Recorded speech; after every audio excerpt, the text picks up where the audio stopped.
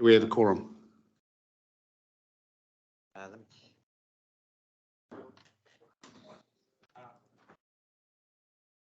Yep, we got those. We're just checking our quorum. Should be all right. I know. Yep, we've got quorum. Cool. So I'll now call for apologies. So we've got Andrew McPherson and Katarina Hodge has put one through to me. Any other apologies? No, can I have a mover? Thanks, Kathy. Seconder, thanks, Pamela. All those in favour? Aye. Carried. Confirmation of the agenda.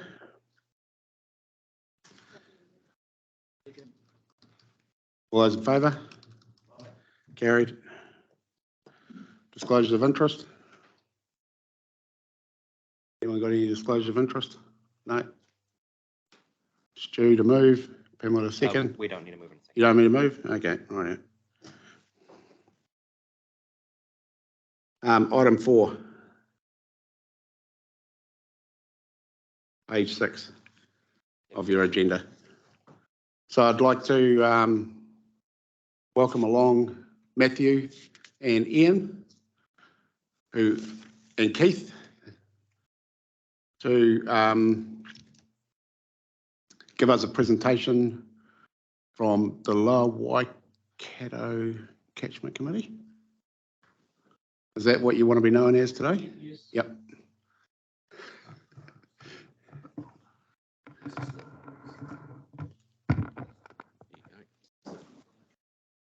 Yep, this is the Catchment Committee.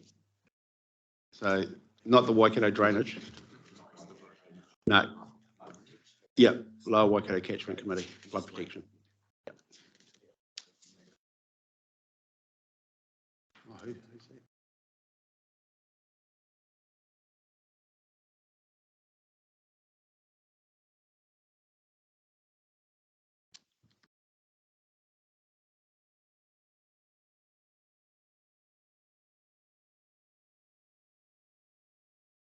Same order again. Yeah. Okay, so I need to acknowledge that this is a representation of part of the membership of the Lower Waikato Catchment Committee. But I believe, after meeting with most of the Lower Waikato Catchment Committee, that you've been given delegation to speak here today. Correct. Thank you.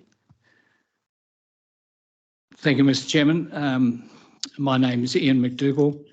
I've got Keith Holmes here and got Matthew Dean as supporting us.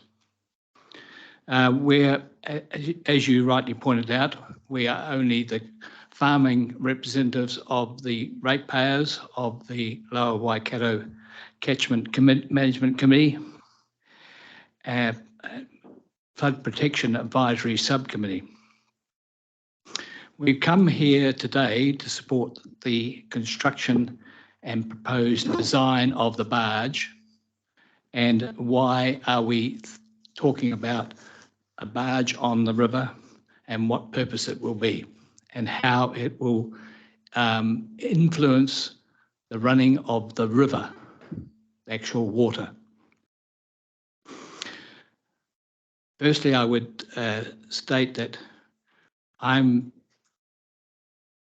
speaking to the first part, and Mr. Holmes is speaking to the second and third parts of the paper in front of you. The river is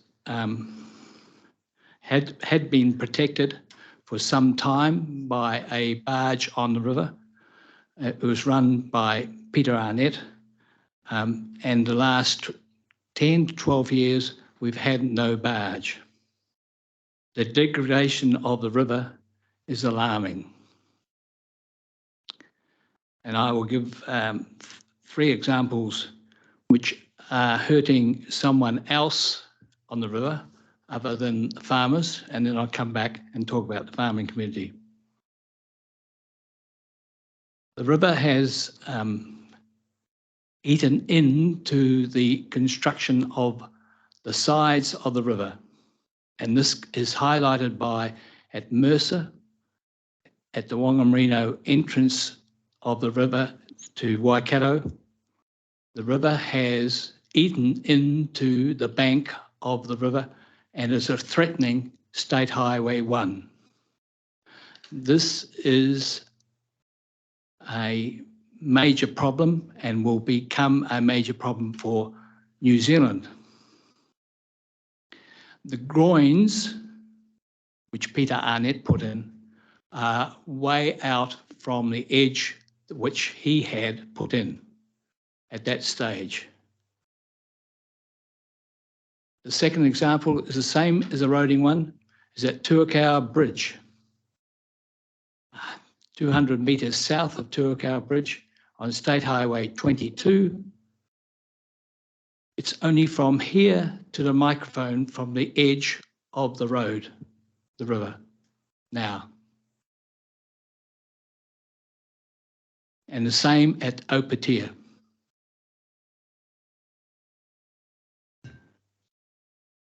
As the farming sector, we have personally lost 25 feet into the river. My neighbour, who's now dead, has lost 4 acres.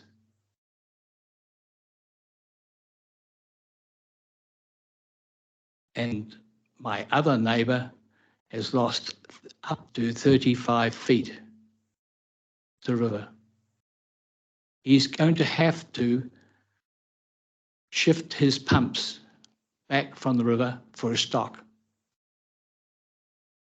And this will go on until whenever. If we've got to, the river will change its course, as it did many years ago at Mercer. Behind Mercer, the river, behind the Mercer Rowing Club, the river used to run there. Who says it won't do it again? And we're looking at all the construction that would have to be done to the Caesarus Bridge.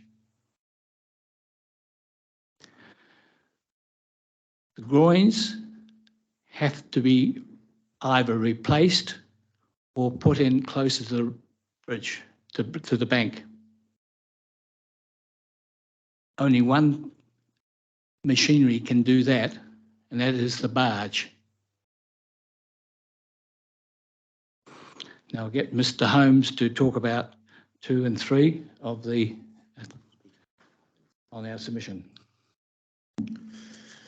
Okay, thanks for the opportunity to speak to you. I've been involved in the Catchment Committee and the Flood Protection Committee for the last 9 years. And first of all, I'd just like to emphasise that while some of us might call us the river rats, because we cause a lot of grief for Sarah and her team, we are and do carry a lot of institutional knowledge, and I'd like to call ourselves the river people, because we understand rivers and drainage, and we also understand that particularly the lower Waikato is a floodplain. It always has been, and most of the best productive land has been created out of, as a floodplain. What Ian has already mentioned is that Waikato River is a living organism, and it will meander and change direction if it's not managed. Now, as soon as we put people in houses and bridges and infrastructure in there, it has to become a modified river, and that's where the barge in the past under Peter Arnett has been a very important part of that management. We all are aware of climate change, and we who are on the committees supporting Sarah and Greg and Adam and those committees are very, very concerned that our infrastructure is not up to standard, and our ability to cope with even higher deluges of rain, as has happened in Pakistan, isn't there. And you want to see the worst case scenario, just look on the news at Pakistan. A lot of us have Dutch friends, and we can see what happens when you have a well-managed water system. And in terms of that, the barge is an integral part of that system. Now, we not only 100%, we 200% support management, Sarah and her team, for bringing up a design of a very, very unique barge suitable for looking after the Waikato River, and it can do other waterways, and it's been built so it can generate revenue elsewhere when there's too high a flow in the Waikato River. So it's unique. There's nobody else in the country, there's no contractors have anything like this to do a specific job. And when Ian talks about groins, that's part of managing the water to be in the right water course. And it's also managing the sandbanks and that sort of thing. It would be remiss of us not to say we do have some concerns. We are concerned about the cost. It did start off at $1.5 million. The current thought is at $6.5 million.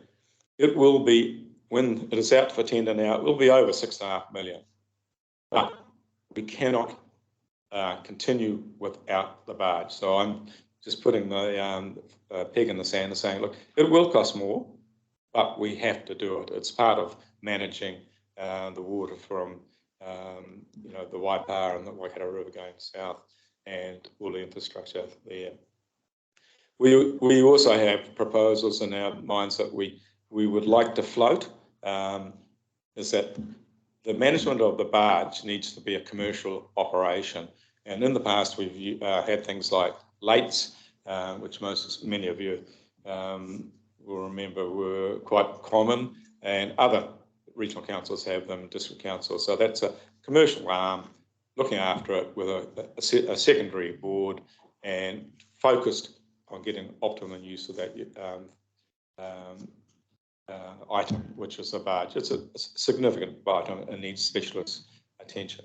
The other part we are concerned about as ratepayers, Lower Waikato ratepayers carry the majority of the cost involved here, and we would like to open it up for the discussion, and it won't be in this triennium, it'll be in the next one, that we refocus on who should pay.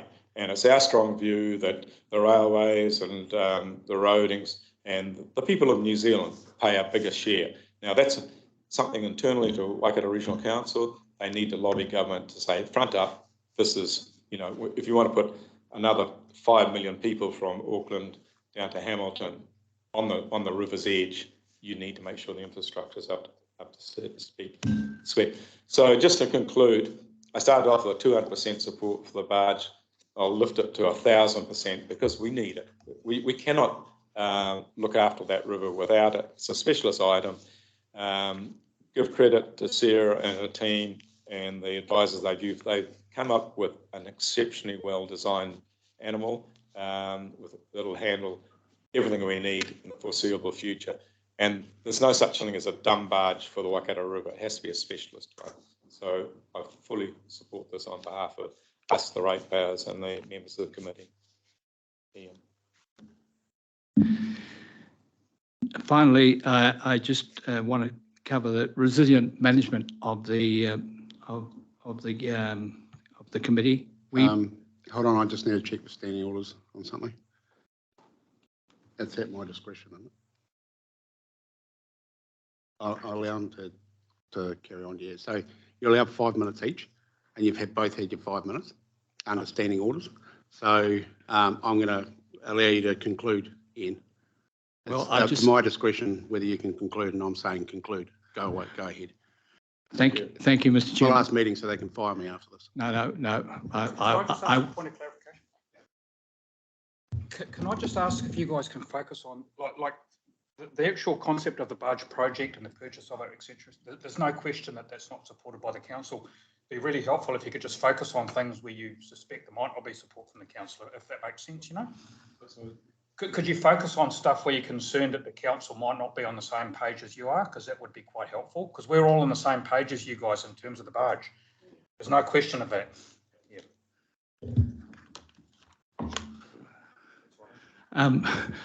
I think we're probably our biggest concern is the cost factor. Great. But we're saying you've got, well, I think we've got no choice, is the fact.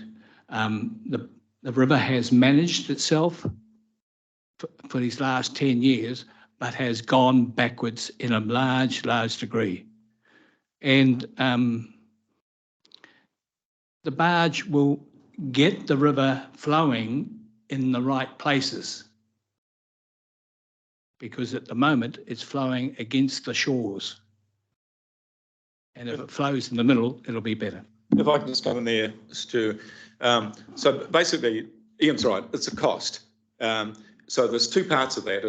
One is who should bear the cost. At the moment in the structure, I think it's about 40% of ratepayers south of or north of Hamilton. But the other part is that we do have, because we're all involved in running our own business, we're very concerned that it be run efficiently.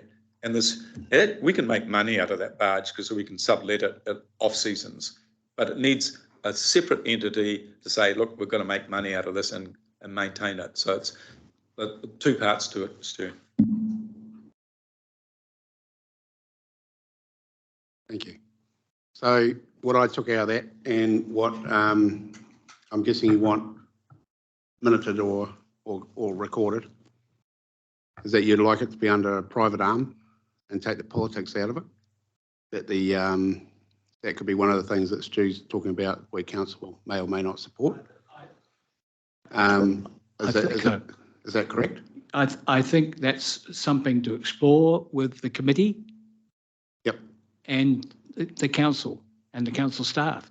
I think we can come around to agreement on the best way of getting the best out of the vessel.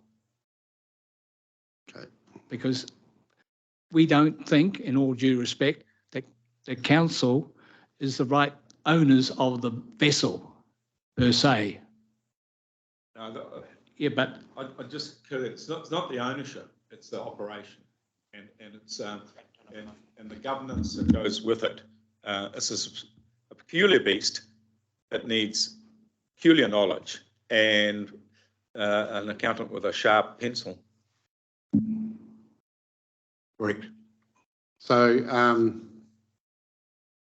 you want that? You wanted the. Is there anything else that you're going to leave your submission? Have you written something that we can attach to the agenda? Oh yeah, no, it's attached. It's good. Yep. So that's good. So that'll go forward to the next council. Okay. Any questions? Yep. Thank you, Chair. The question is more to staff, I guess, or Greg, and that, you know, as identified, State Highway 1, which is Te Waka's department, I'd imagine, you know, that funding to repair that is going to be huge. The money required to repair that's huge. It should not be coming out of the Lower Waikato coffers. How or what or when, if that work is to be done, will funding be acquired by Te Waka, or the government, Waka Katahi, before anything is done, you know? Who do you go to see? Is there any arrangements? You know, and they then should have some share in the ship for future ongoing maintenance. Again, you talked about the bridge. You know, that must be district council, a TA jurisdiction to look after that particular area. So we should be seeking these partners that are going to be ongoing, requiring the use of this vessel. And that needs to be built into this now before it all gets laboured on the Lower Waikato. I know it's not all, but 60% of it probably will be. If I can just come in there, absolutely. That's what our concern is. The important thing is we've got to get that barge going. As Ian has said, there is no option. We've got to get it, but we need to make sure that the partnership or the shareholders or the paying mechanism is established, and that requires a discipline and negotiation by council. And as you rightly mentioned, there are other people that have a stake in this and protecting their asset, and that includes the people of New Zealand as well. Yep. So thanks for that, and I'm going to pass on to Greg here because for the 9 years that I've been on council, we've been advocating hard to local government, so central government, to do this, and it just seems to go round and round. So I'd hate this scenario to be exactly what's happening there, that it's just make-believe and fairies that central government will put into it, and the Lower Waikato is going to end up with the whole bill. So, Greg. Yeah, so there's, thank you, Mr. Chairman, there's probably 3 points I'd make. One is that in a general sense, we are working on a co-investment business case at the moment for general flood protection across the Waikato region. And so that's more of a general approach to offsetting the costs to our community to renew and maintain our schemes. For the specific river work, it is, I guess, normal for us to approach various stakeholders depending on the project and look to agree to bespoke arrangements for financial contributions to those projects depending on importance, criticality, etc. So, for example, the Whāingaroa example that was mentioned did involve Transit New Zealand when it happened originally. And the other point I'd make is that an important part of the vessel business case is the third-party usage of it. And so, say, for example, if Whāingaroa or a district council or another infrastructure provider needs to use the barge, then the income generated from that will offset the cost to operate the barge against the Lower Waikato. So I guess that we all agree then we need to have these partnerships. What my question is, when is that going to happen? We all know State Highways 1's about ready to drop in the drink. Has council approached them and said, well, look, this is going to happen. We are doing this. We're getting a boat. What's your contribution?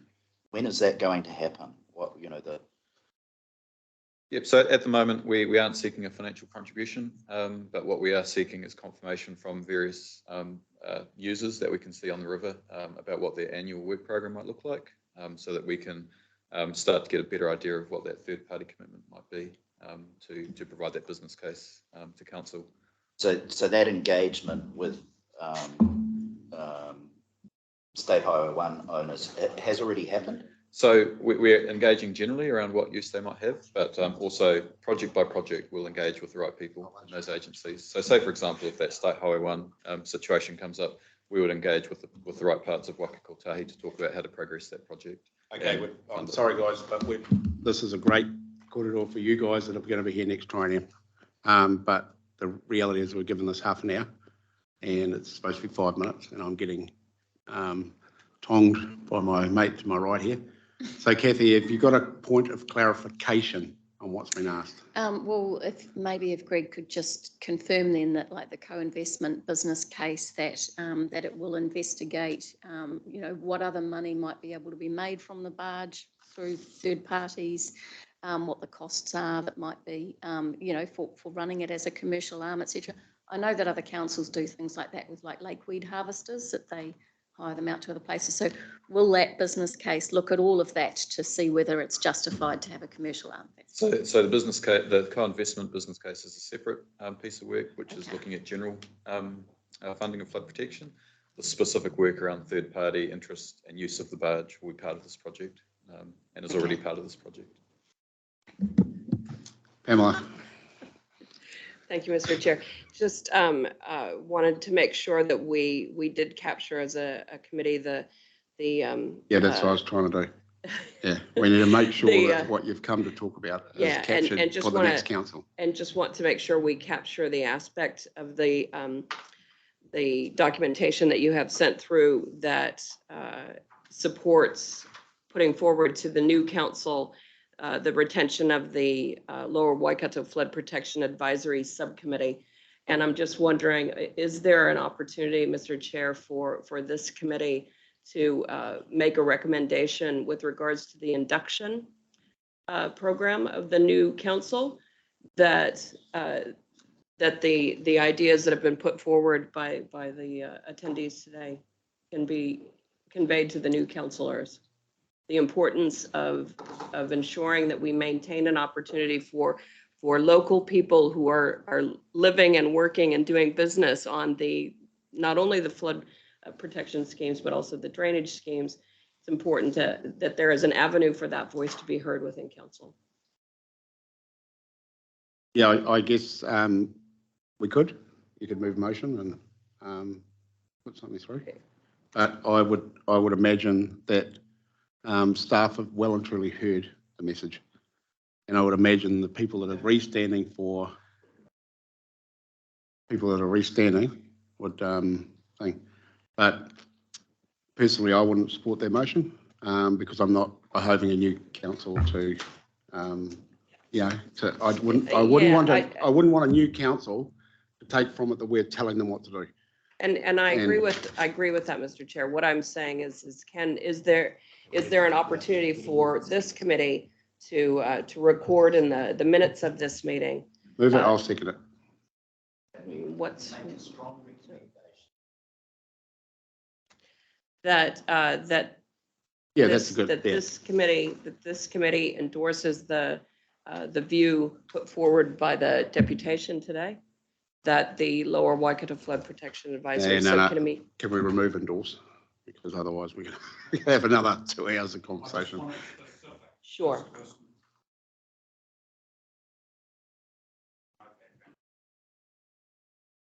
The committee, yeah, and that's the aspect that I'm wanting us to record today. I don't know how to. So I guess I'm looking to democracy We'll know that in a minute. I wouldn't leave it to that, but yeah. Back, item 2. Says, back too. So it's Or their not group. there. Yeah. So I'll move a motion that we encourage the new council to retain the flood and drainage protection committees that are in place in the northern Waikato. Second that. All those in favour? Aye. Carry. So we've got that motion on there. Now we need to move that the deputation be received and will be attached to the agenda. That's the barge stuff. So that'll be attached to the agenda for the new council to discuss. Mover, seconder. All those in favour? Carried. Fred. So thanks for coming in, guys. It's been a long road, and like you, it'll be great to see the barge up and running eventually, in whatever form it takes. I'll be watching with interest, but I completely agree that we don't want to be left with $1 gazillion being paid by targeted rates out of the Lower Waikato.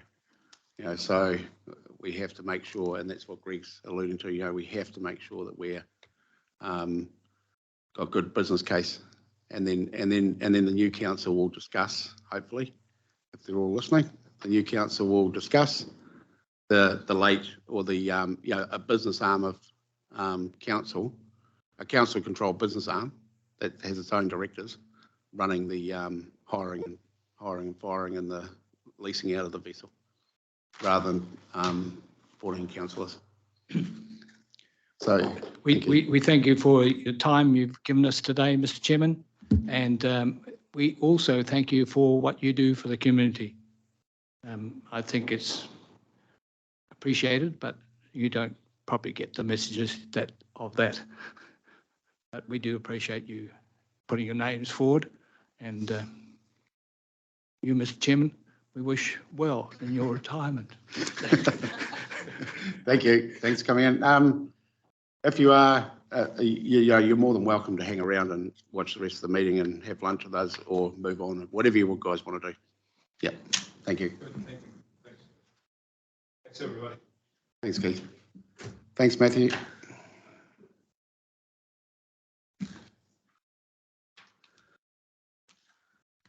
Okay. We've moved and seconded. We moved that? That last one? Yeah, it's done, eh? Yeah, so we'll move on to item 5. Thank you, Mr. Chairman. So issues and actions from ICMC. Page 7 and 8. I'll take that as read.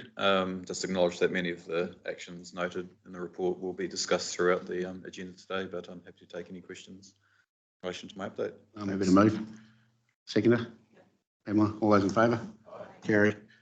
Next item, item 6, advisory subcommittee meetings, minutes. I'm happy to move those. Take them as read. Everyone, I'm sure, has read them. So basically you had a full-on Lower Waikato presentation there of what's happened over the last. So have I got a seconder for those minutes? Fred, all those in favour? Carried. Item 7, resilient development and emergency management. Rick? No, I do them as a bundle. Oh, okay. Yep, I do the whole lot together. So move. Done that the Moved by you and whole 9 years. I've put the whole lot together, and so they're all moved and seconded by the same people. Yep. So Mr. Chairman, this is our resilient development activity. I'd like to welcome Rick Lefting, our team leader, resilient development, to the table, regional resilience, and also Derek Hartley, our senior emergency management officer, who will be covering the second paper in this set here. So Rick will go through a quick overview of our activity before we jump into the ERF. Good morning, everyone, and Chair, and Greg as well. So I'll just take that first item as read, and I can answer any questions to that. The main output of that report is the increases or the increase over budget of labour, and that's due primarily to the unbudgeted labour due to the responses that we do, which will lead into our next item there as well. I'll just leave it there through the chair and answer any questions. Any questions? Happy to move it. The mover is Stu, seconder and Pamela. All those in favour? Carried. Item 9, flood protection and land drainage end of year funding. Mate. Oh, sorry, ERF. Sorry. I was trying to move it right on. Page 31 to 34, councillors. Thank you. Rick, all yours. Yeah, thank you very much. And look, the emergency response framework has been in play for since this year, but we've actually been using it in anger through the COVID response. So a lot of learnings were undertaken through the COVID response. And if we can just go to the next slide, please. I will take the report as read, but we've just got this covering slide here that just gives an overview of the emergency response framework and the components within it. I'd just like to really acknowledge Derek Hartley, our senior emergency management officer.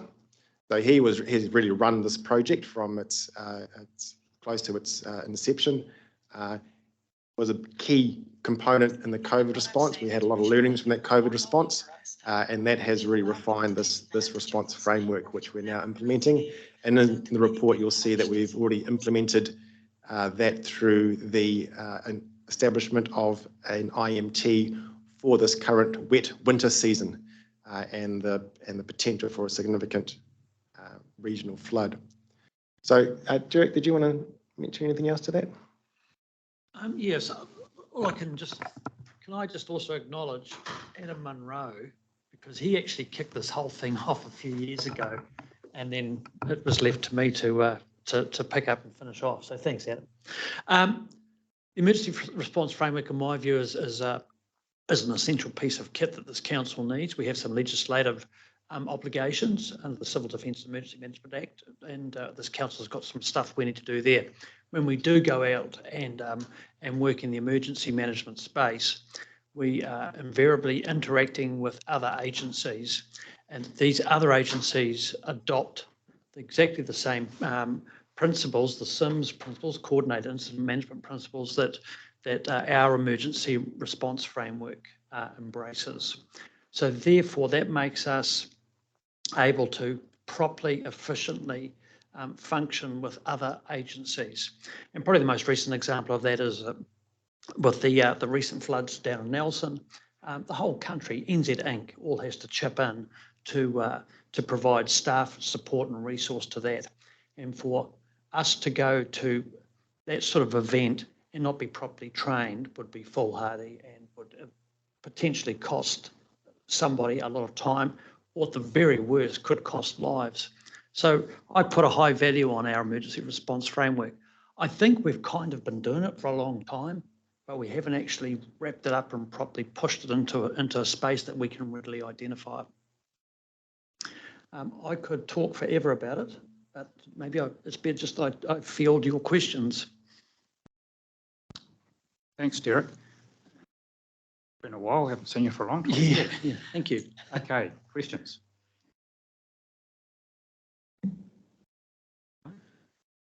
Yeah, Greg's going to make it. One thing I'll just draw committee members' attention to is the breadth that this covers in terms of council business. This just isn't just about flooding. It's not just about marine oil spills or the stuff that ICM does.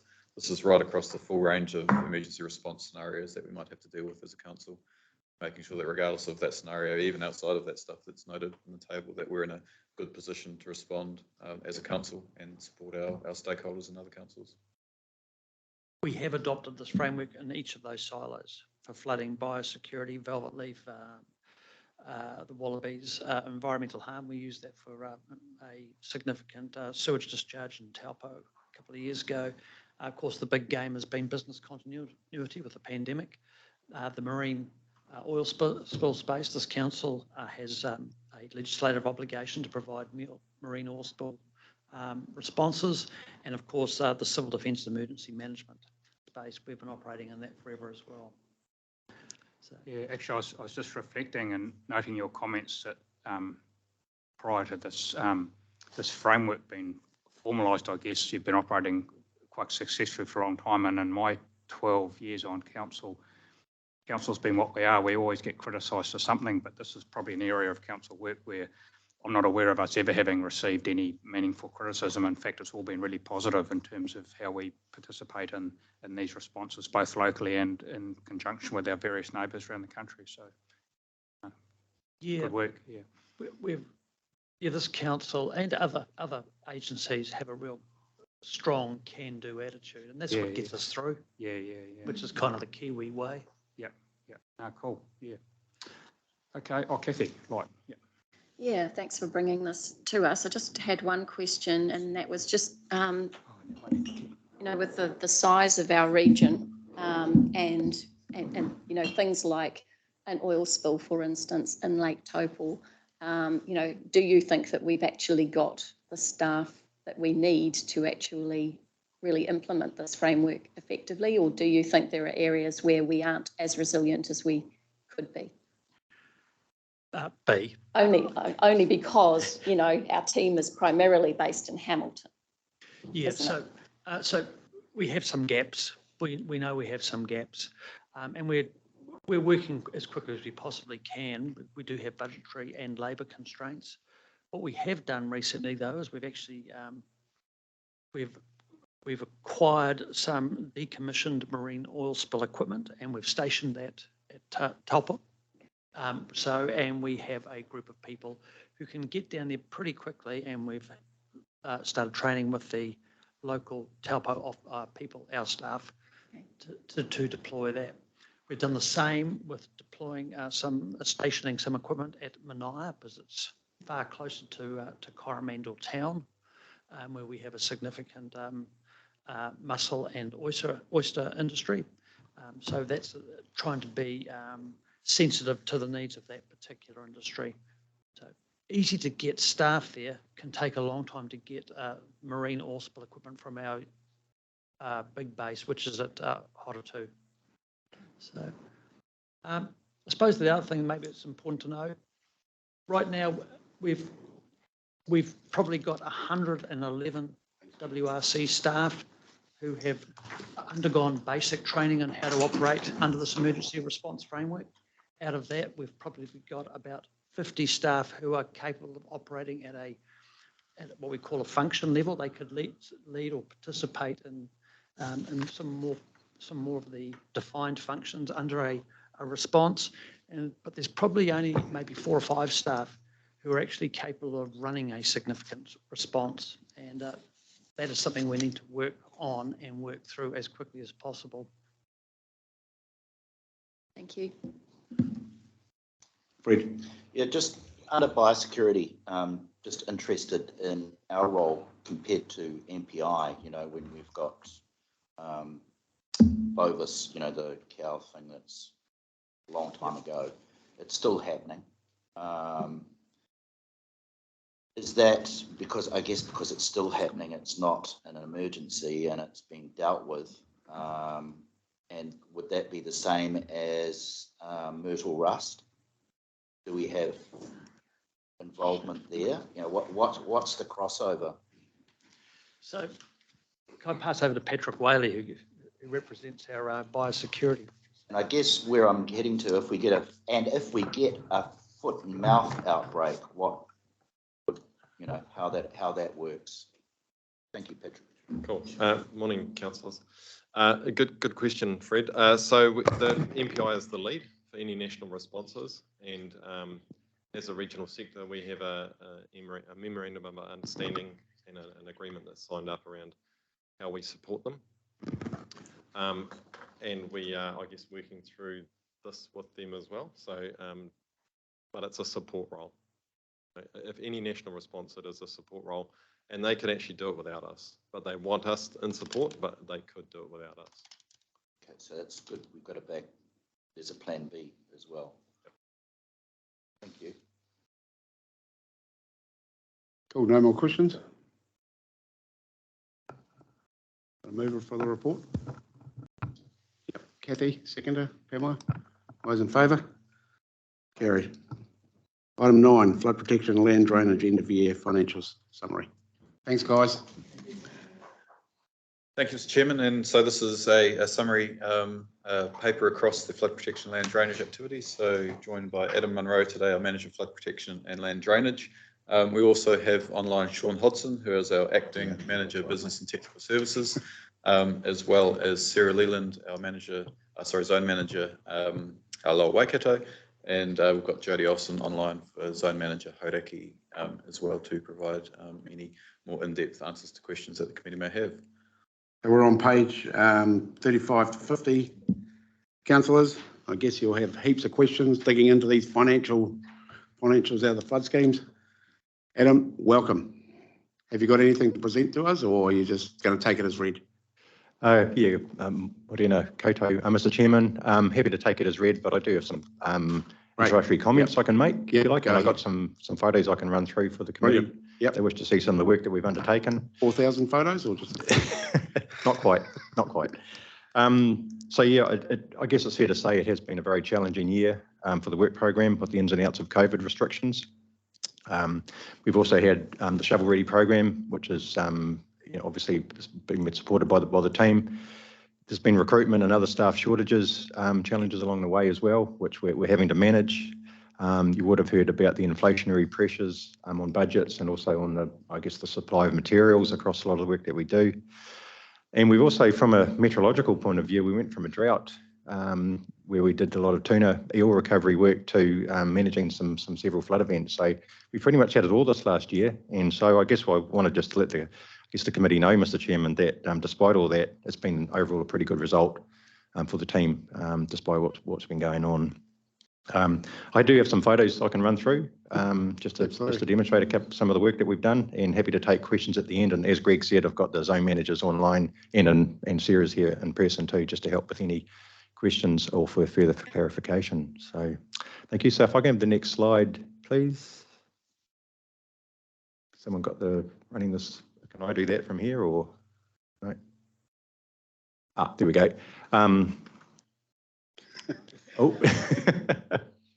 There we was. This is the Waiheko drain.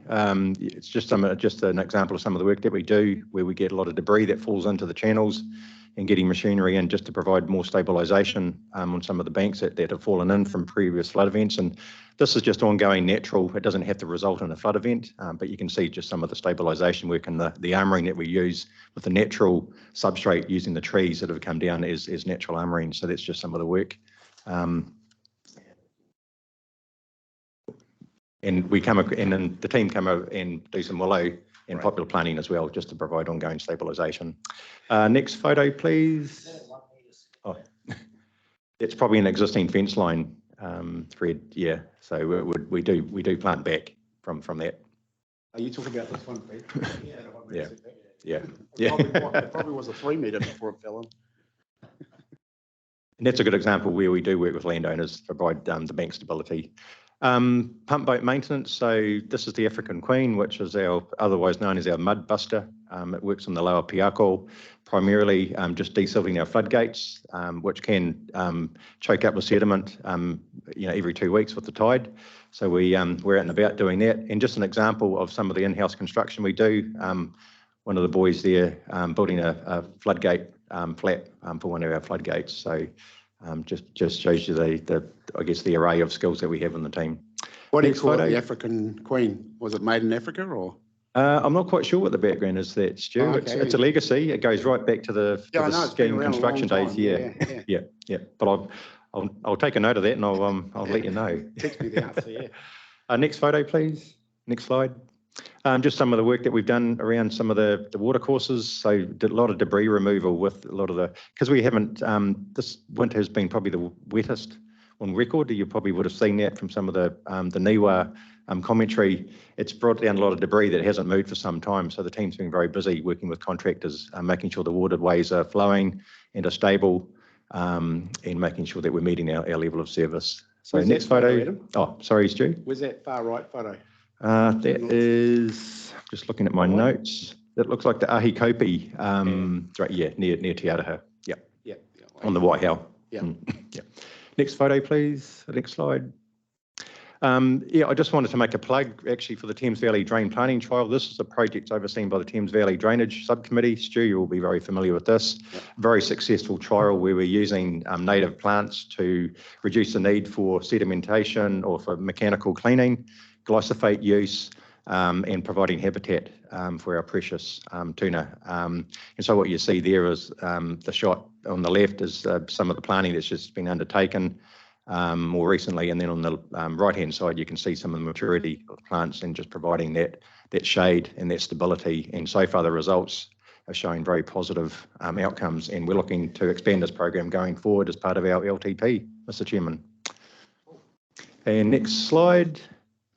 Can I just? Yes, go ahead. Sorry. You know, I'm just so passionate about this drain side planting. Can you go back one slide again? And the fact that it keeps the vegetation out and the sediment that gets in moving, because the grass that hangs over, the same as flax blades, but this obviously is better.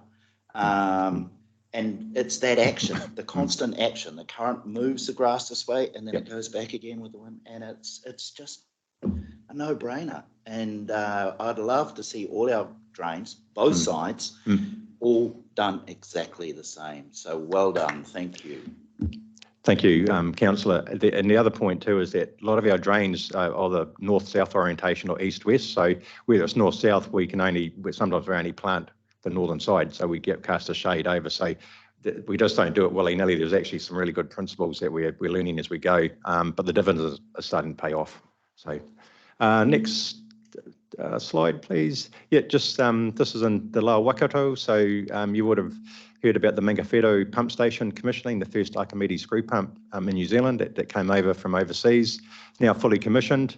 We had a blessing that a month or two back now, and so that's running really well. And some of the shovel-ready projects, just to cover off briefly, the Lake Kāwhia restoration, the Weir Bund and culverts, have been completed and have been a very successful project, and also the Northern Outlet Control Gate, I think I've said that right, Sarah, refurbishment at Lake Waikere is underway as well. So Adam, some rumours went round council about that being bent. Why was it bent, and was it bent, or what ended up being the problem with that? To you, Mr. Chairman. I know the answer. But for the other councillors on the road. I was going to ask that question. Yeah. Just so the other councillors on the road are across it. Do you want to answer that one, Sarah, or do you want me to? Yeah. Go on, Sarah. Come on, Sarah. Sarah. You come. Up here. Oh, I just saw in the corner of my eye. Yeah.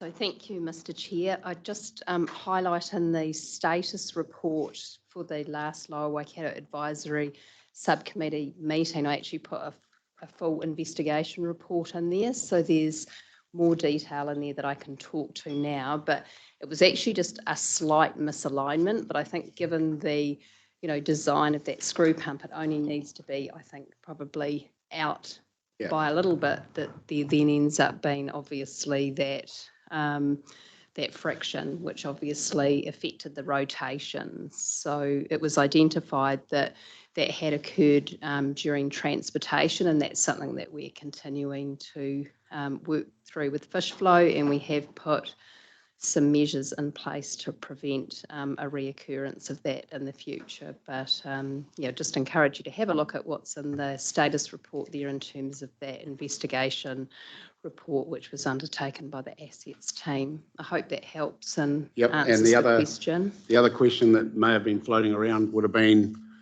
so we put it in and then it didn't bloody work. So why didn't it work? Why wasn't it working to capacity? Yeah. Now, there's something we did, didn't we? We rung overseas somewhere, didn't we? Yes. So so it is a different function, I think, than our other pump designs. And I guess like anything new, there's always a commissioning phase to sort of understand how that best functions. And in this case, there needs to be, I think, a positive air pressure in there, and the water level got higher within that pump, which then meant the pump couldn't keep on top of that water. So I think it just needed an earlier start point to maintain that air pressure within the pump. But the team are continuing to work through that.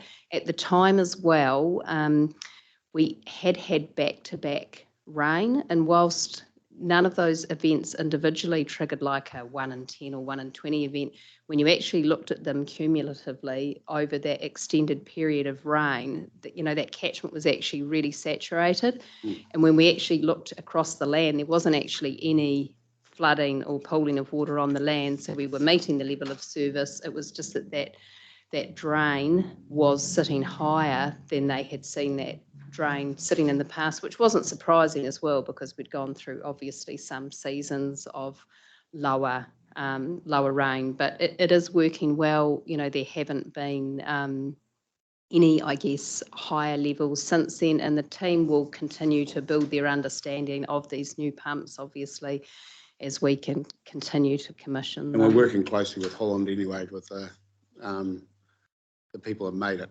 aren't we? And tweaking the outputs of it. Yes. So it was only working at 50% or something, and then they cranked it up to 80% or something, didn't they? And now it's really moving some water. Yeah. Cool. Thank you. Thanks for that. Oh, Fred. Sorry. Yeah, just on that site, before there was a floodgate, at the old site, there was a floodgate that opened. No, I don't think so. There was no floodgate? No, so just through the chair, previously there was just a pump station, but when we undertook the renewal, the landowners were keen for also a floodgate to be in place so that they could take advantage of, gravity discharge and not just rely fully on the pump. And as well, it's a mechanism obviously to enable upstream fish passage as well. So yeah, the floodgate was entirely new and was installed in the old pump station outlet channel. So it has a floodgate now? It does, but previously it just had a pump station. Okay, thank you. Cool. Any more slides there? A couple more slides. Yeah, go ahead. Yeah. This is the interesting stuff.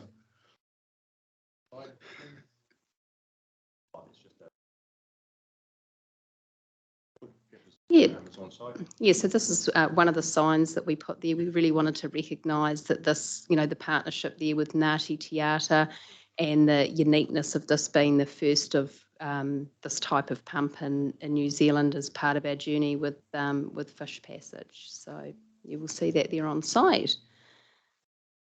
Next slide.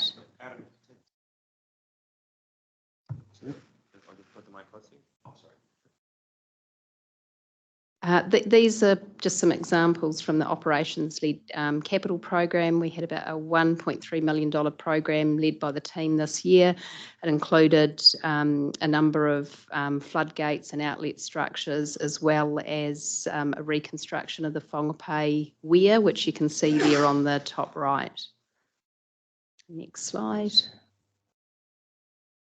And just some examples of the operational rather than the capital program led by the Lower Waikato team. So top left, you can see some work that the team have done there on the Waiiti Dam spillway, some erosion works there. The business as usual on the top right there with structural audits. That's the Rangariri pump station that you can see there. And on the bottom left, Cyclone Dovie. So that certainly brought quite a lot of trees down across the zone, which kept the team busy with their removal. And then, you know, some flooding across farmland that we can see on the right. They're still within our levels of service, but water sitting on the land that we hadn't seen for some time. And yeah, we certainly received quite a few calls during that time from ratepayers, given, you know, it was more water out there than we'd seen for some time. Next slide. That concludes the item, Mr. Chairman. Happy to take any questions. Fred? Yeah, Matthew Dean's trial on that weed removal or weed diversion, I guess you should say, before it got to the pump stations that clogged the grill, to me made a hang of a lot of sense. And further developing the weed to actually be moved out of, you know, given room to move out of the channel into a collection ponding area. Is staff going to trial or take any of that work, you know, really seriously? Because it showed that there was, to me, and what he had done showed that there was huge amounts of savings in fuel, better pumping capability. Those two things on their own meant, you know, big savings. Yeah. Yeah. Do you want to? Yeah, I can. Yeah, through you, Mr. Chairman. I actually was up at Kāwhia yesterday, and I was speaking with staff, and Matthew Dean has made approaches to work through some of the lessons learnt from that trial. And so before we commit to going to whatever that looks like going forward, we just need to sit down with them and work through what that might be. And, you know, I guess the positives and the not so positives just need to be tabled. And then working out, you know, did it actually meet expectations? What could be some design changes? And did it actually meet the objectives that it was set out to do? So before we make a final conclusion on whether we move to the next phase, we just need to have those conversations first, but it's still very much a discussion point. Yes. Thank you. Great. Hey, look, thanks, Adam. I'm really impressed how well you've managed to stick to budget given the challenges of the past 12 months, so well done. Couple of questions. The multi-zone MPI application for hill country erosion, any hints or suggestions on what percentage of that we're likely to see? If you, Mr. Chairman, I might look across to my colleague across the floor there, Grant. Yeah, do you want to come around, Grant? That's a good question.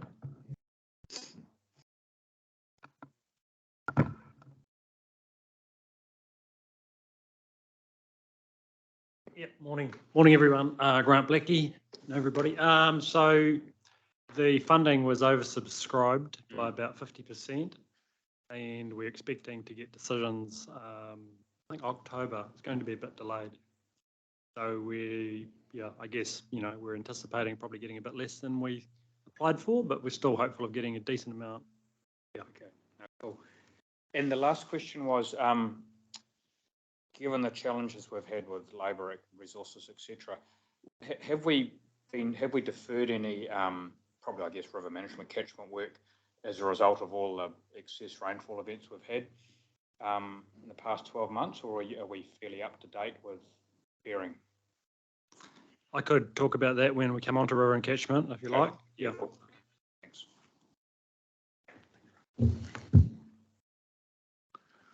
Any other questions? Okay, so I think yeah, Mugridge's. Mugridge's is finished. gone. Yeah, we know that, but there is a channel in place. That'll be a discussed. Yeah, that's going to be discussed by the new council. Okay, so it's finished, but are those farmers still going to drain and use what we've got on site already? Is it usable? No, there's nothing. It's there. nothing is usable. No. Okay. Yeah, no, nothing. Dennis. Yes, thanks. Just on Muggeridge's, can we have an assurance that there will be a proper cost benefit analysis before any suggestions of further expenditure come back to the new council, one that covers environment, not just financial costs, but environmental costs, the cost of carbon loss, etc., from the peat soil, social costs?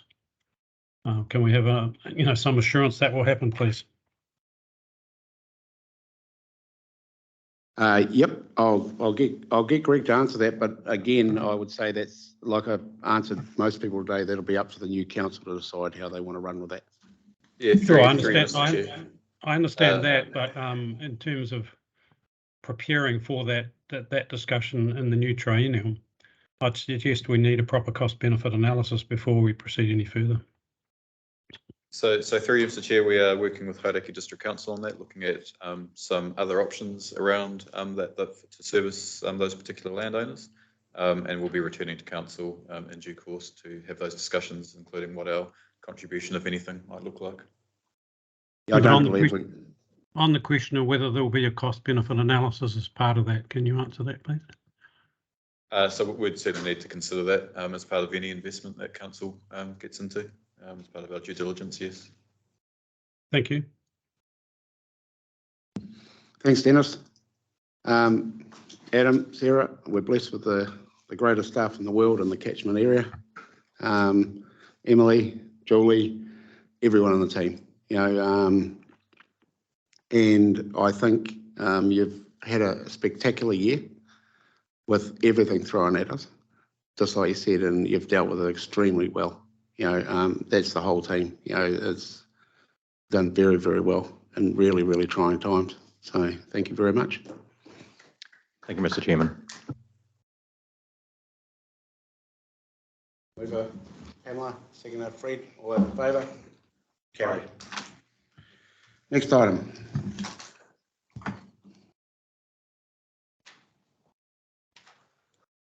Disaster reserve. So this will be an item that has previously gone through catchment committees. This time around it falls within the delegation of this particular committee, and it's basically an event where we transfer funds out of our disaster reserves into our operational funds to offset costs incurred from events of a certain magnitude. And so Adam is here to talk that too, and Jody, our Waiho Piako Zone manager, is also online to answer any questions. Yeah, well, I'm actually just going to take that as read as business as usual.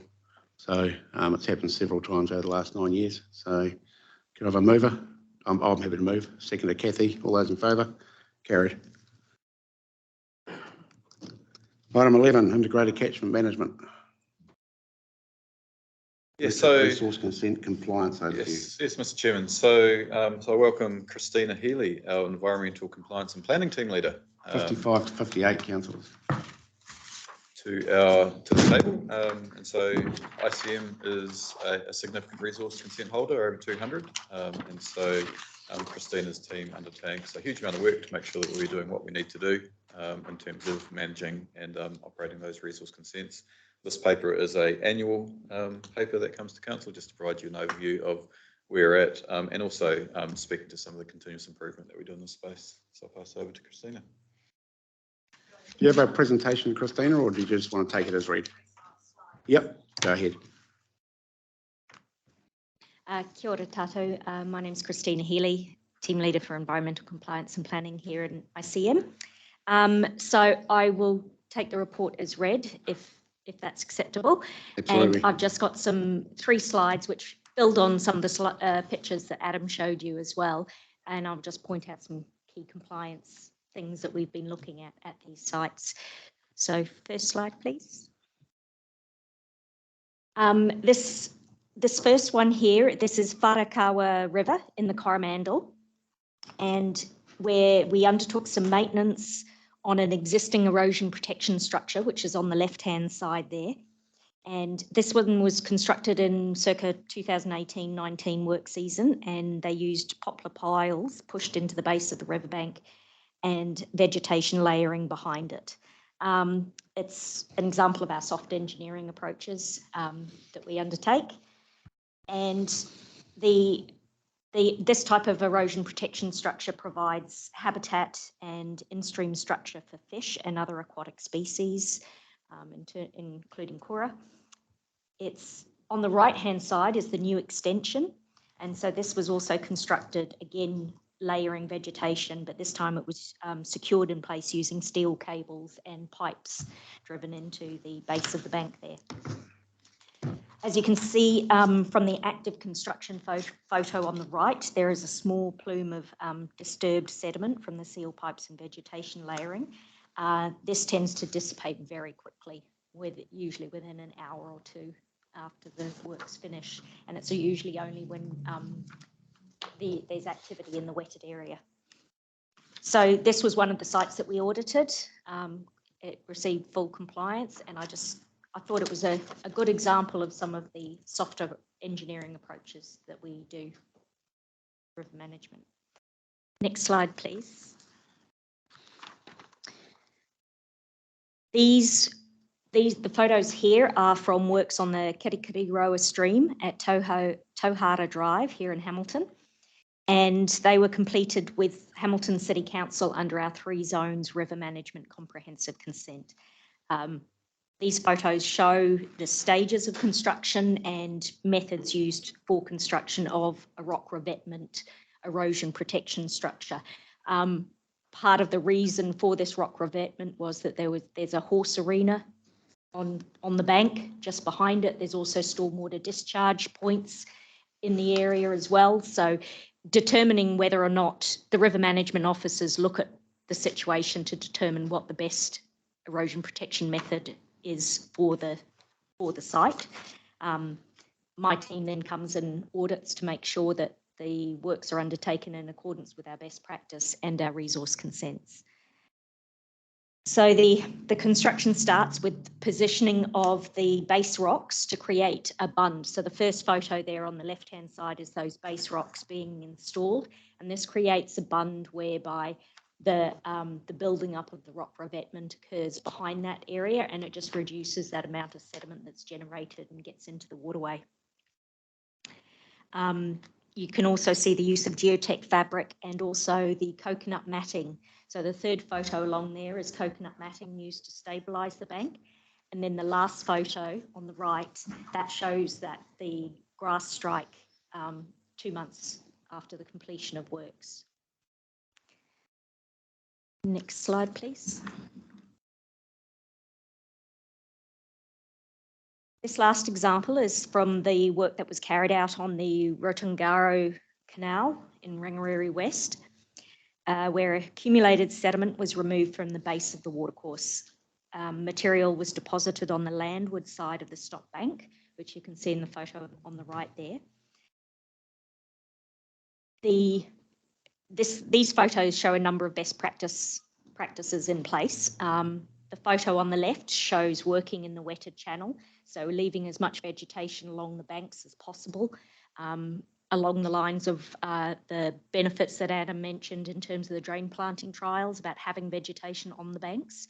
So we concentrate on the wetted channel. The deposition of material is set back away from the edge of the bank. So you can see the location of the digger on the right-hand side, the grass strip between where the deposited material is on the landward side of the stop bank there. This site, we also undertook fish recovery during works, and approximately 760 shortfin tuna were recovered and returned to the watercourse alive, and 18 pest fish consisting koi and catfish were euthanized. So through the chair, I'll open up if there's any questions. Thank you. I guess my question, I'll kick it off, is I guess the only concern for me I might be on the wrong page here, is just, you know, when consents get audited or get renewed, are we adding on a lot more environmental stuff now? Like, it's cool when we got the shovel-ready money. That's cool. But when we're actually relying on targeted rates to do a lot of this work, are we going to differ between shovel-ready way of doing things and targeted rate, putting people out of business doing things? Or how are we going to come to a happy place? What gets audited is strictly what is written into the resource consent conditions. We don't audit above and beyond that.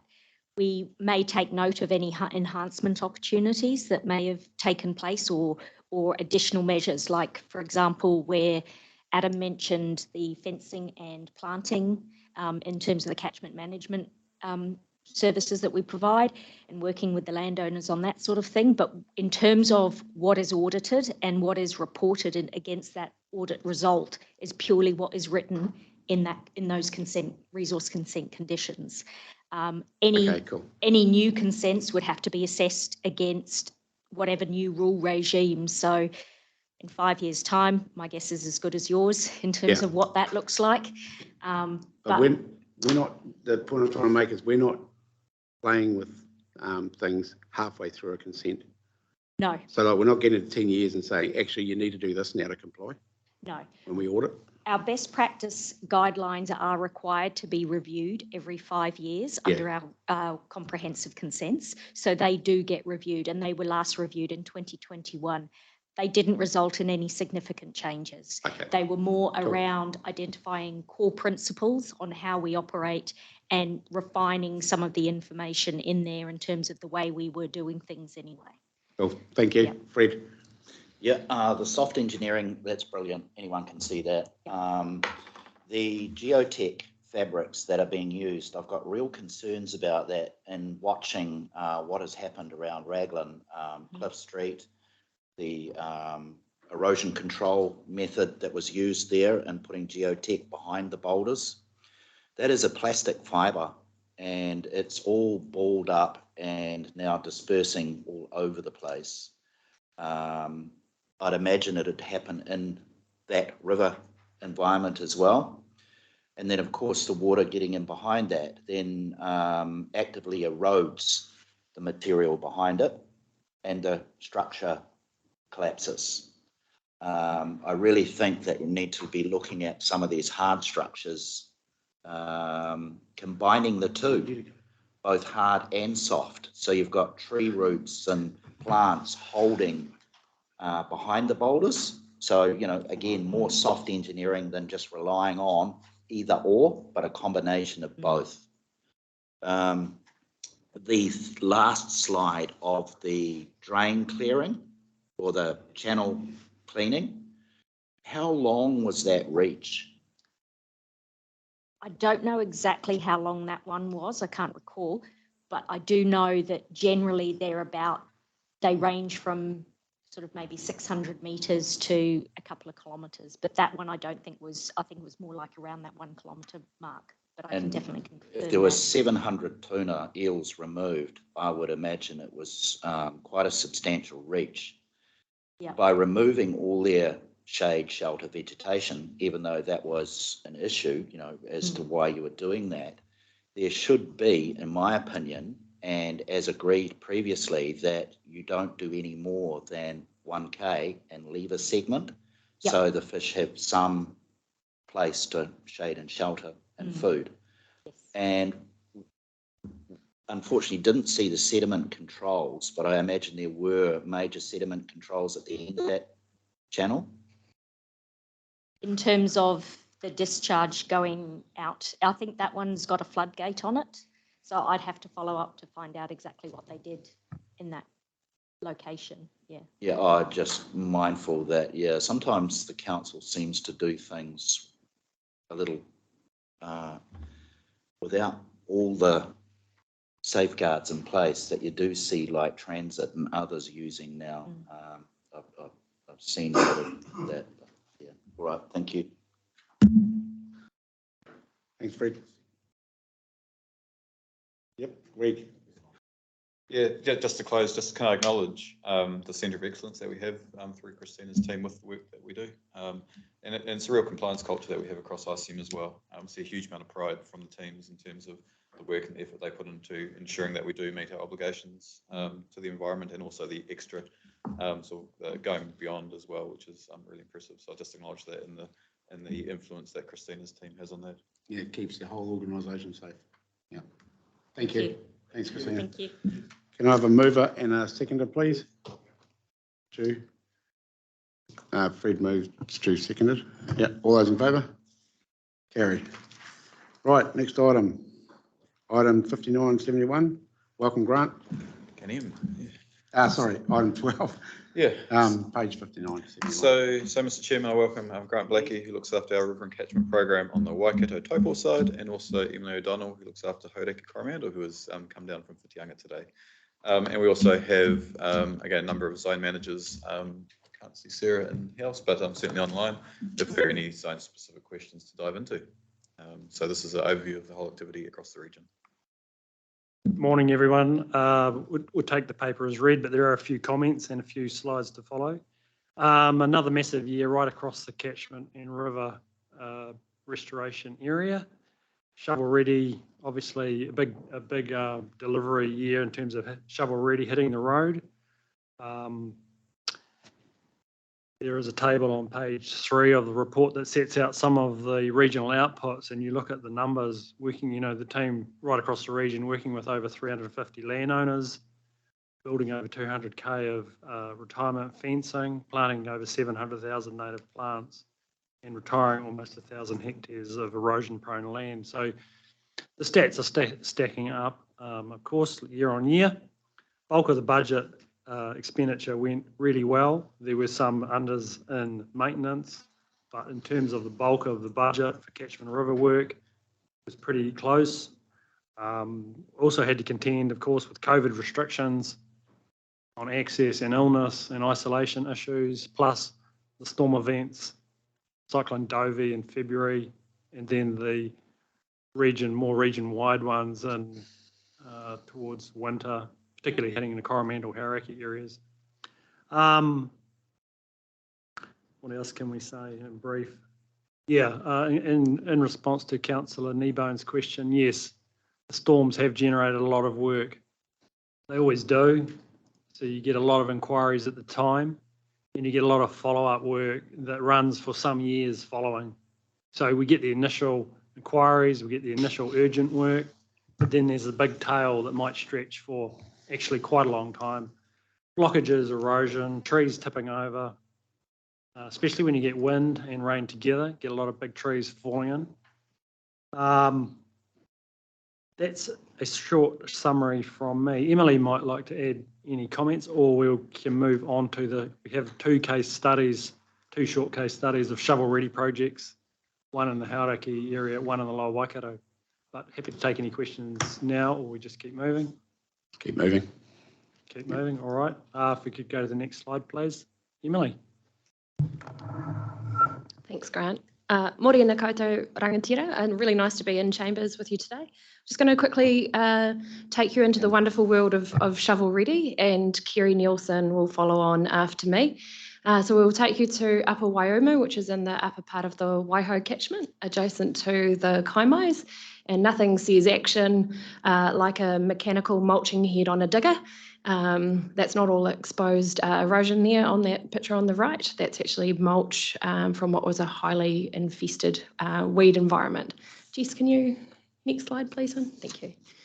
So I think this map really sort of helps show the scale of the program. So we've got 30 EPAs that we're currently working on with landowners around the Rapu Rapu, Tuku Tāpiri and Waiumu streams. So the intent of this project is 48 kilometres with 150,000 eco-source plants going in the ground and building on that biodiversity corridor from the Kaimais down to the Waiho. So water quality and bank stability are big drivers for this, and also picking up on previous river management work where we've undertaken willow and poplar management work. So coming in and completing some of that. Next slide, please. So here's some setbacks for you, Councillor Litchwark. So some impressive looking setbacks, and I really have to acknowledge the buy-in from landowners in this space. These are setbacks that they're requesting, appropriate for this type of land. And so far, so it's a $1.7 million project. Oh, sorry, 1.7 million from the ministry, just over 2 million all up, with Fonterra being part of the program as well. So landowners are contributing to fencing costs only. So the site preparation, planting and maintenance of those plantings through to June 2024 is covered through the ministry's contribution.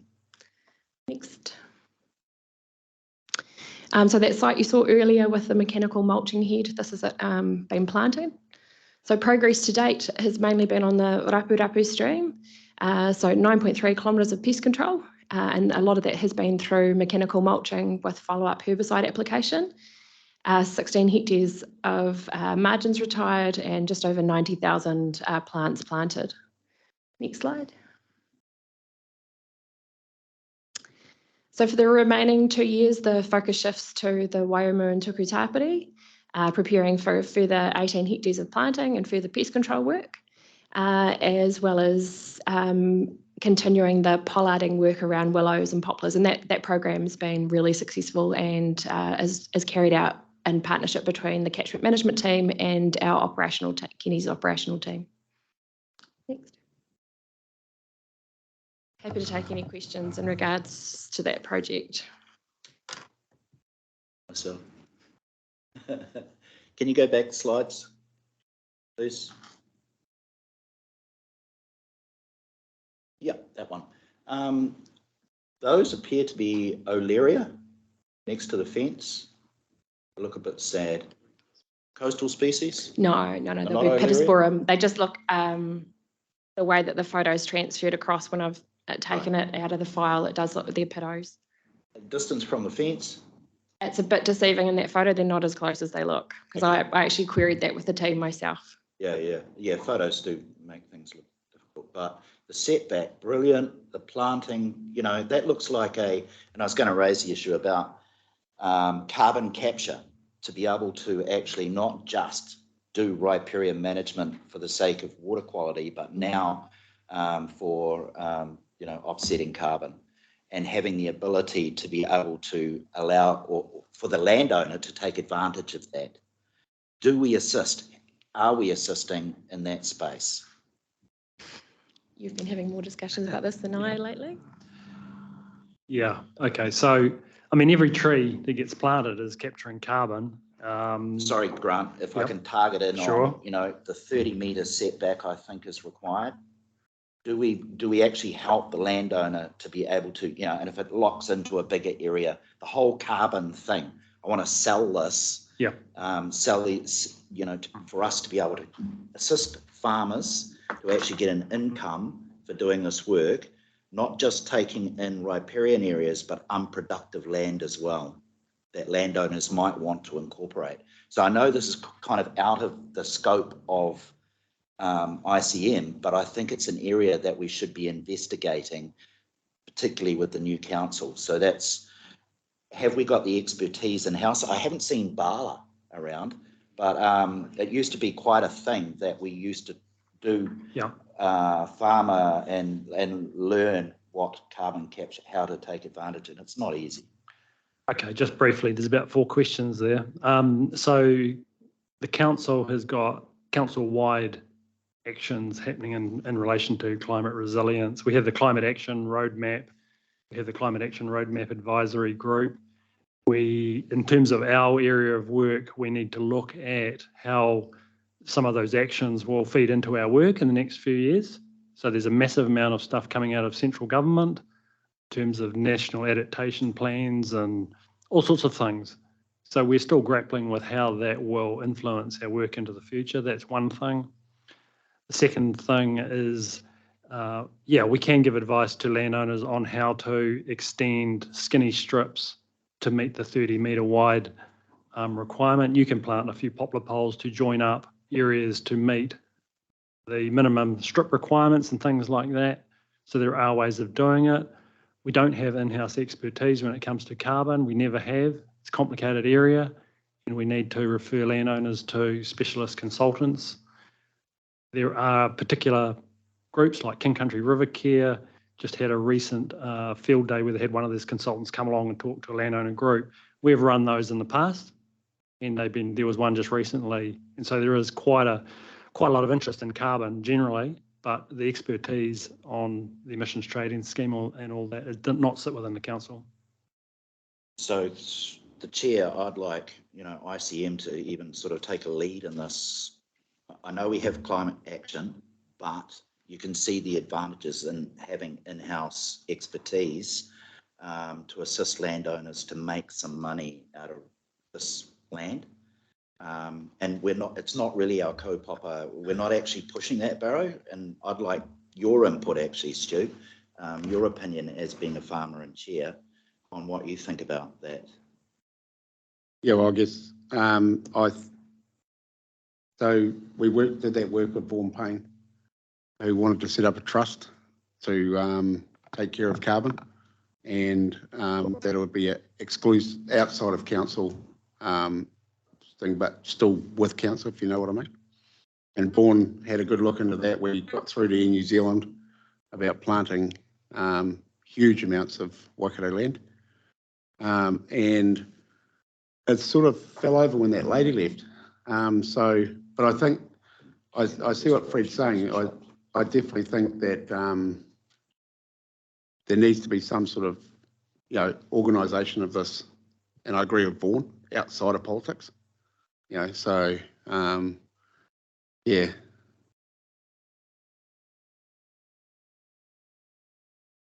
Well, it's an intricate part in where we should be heading as a council, and where we're doing this work is the obvious place, to actually extend it just that little bit more and have the expertise. And if that expertise was in-house, that say, well, look, all you had to have done was go back 10 more metres in this area or 3 metres there, and you've got a carbon unit, and this is going to be worth, and that would sell us even more so than what we currently are. And I think we all agree with that. It's just an additional service the regional council perhaps could be providing. The question, I guess, now would be to Grant or Greg as to whether or not that could be budgeted for, or put in front of council to look at long-term plan funding. Is it something that staff want to do, could do? Is it worth doing? So through Chair, we do have a long-term plan process kicking off next year. There's quite a bit of water to go under the bridge for that in terms of council agreeing to its strategic direction, agreeing what its priorities are. Obviously, there'll be a few of them coming at the new council, no doubt, and I'll be very surprised if climate change wasn't an item for consideration. But it's something that I think will be a challenge for the new council to consider how best to provide that service as well. There are different ways to provide services. Sometimes it is through council, sometimes it is through the private sector. So there are pros and cons. Yeah, we're doing the work. Could I have the next slide too? Through the chair. Next. That one there, there's no fence on the other side, and obviously there's going to be. Yeah, okay, that's sorted. No, just checking, and that's our role, Thank you. That's all my questions. Cheers, mate. He does, doesn't he? I have milk cows actually. I can give him some advice. Yeah, me too. Well, you asked the question, now you're going to get the answers. I carry on, Fred. That's it.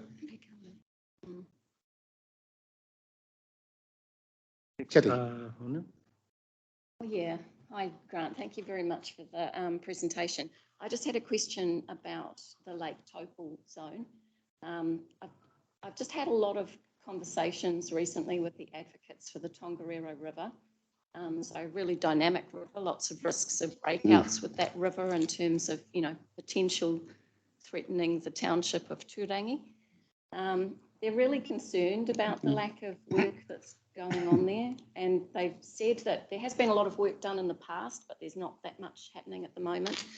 They do understand there are a lot of reasons for that, but I just wondered if you could explain to our committee what all of those reasons are, and what what can we do to resolve those issues? Because I think they're really concerned about the Tongariro River, and I'd like to know the extent of the concern from your perspective. Okay, well, there's three short parts to answering that. One is the difficulty in recruiting river management staff into the Taupo office. So we've advertised a vacant role 5 times now without interviewing anybody. We have recently engaged a consultant engineer to fill the gaps for the next 6 to 12 months. And we had that consultant down there on Tuesday, actually, looking around Turangi and looking around the Tauranga Taupo scheme as well. Yeah, of course, there's a lot of interest locally. They see a few rocks move on a rock wall and they think the river's going to collapse, but there is no urgent issue in relation to the river or the flood protection levels through Turangi. The advocates, we have good contact with the advocates, and they are wanting to progress a proposal they have to remove wilding pines in the riverbed upstream of the State Highway 1 bridge. They have a bit of money, and we've talked to our biosecurity friends about the potential for a project there. The other issue relates to actually implementing work. If we had all the resources, we do need to go through a process set out by our resource consent. An annual works plan gets put out for consultation. We get feedback from there's about 12 different parties, or we get no feedback. Usually we get none, but we still have to engage with a bunch of those parties anyway. Two Whāngaroa own the bed of the river on behalf of the hapu. We need to talk to the hapu. There's the hapu, any landowning trusts, any Maori landowning trust, Department of Conservation own land right by Turangi. Once we have that feedback, we then have to talk to Whāngaroa in terms of getting their specific written approval to do any work in the riverbed. So that is a complication and a process to work through, but at this point in time, it's actually the lack of resourcing on our side which has held up the work, not engagement with iwi. Okay. Oh, thank you. And with the stop bank that we have had some issues with down there about needing to do maintenance on the stop bank but not having permission to do maintenance on the stop bank, have we made any progress in that respect? There is no specific area of stop bank we need to do urgent work on. We have looked at removal of gravel below Turangi Township. That's an ongoing activity that needs to be progressed. Yeah, and there is some minor maintenance work to be done on the stop bank at the end of Harakeke Street. Yeah, for sure.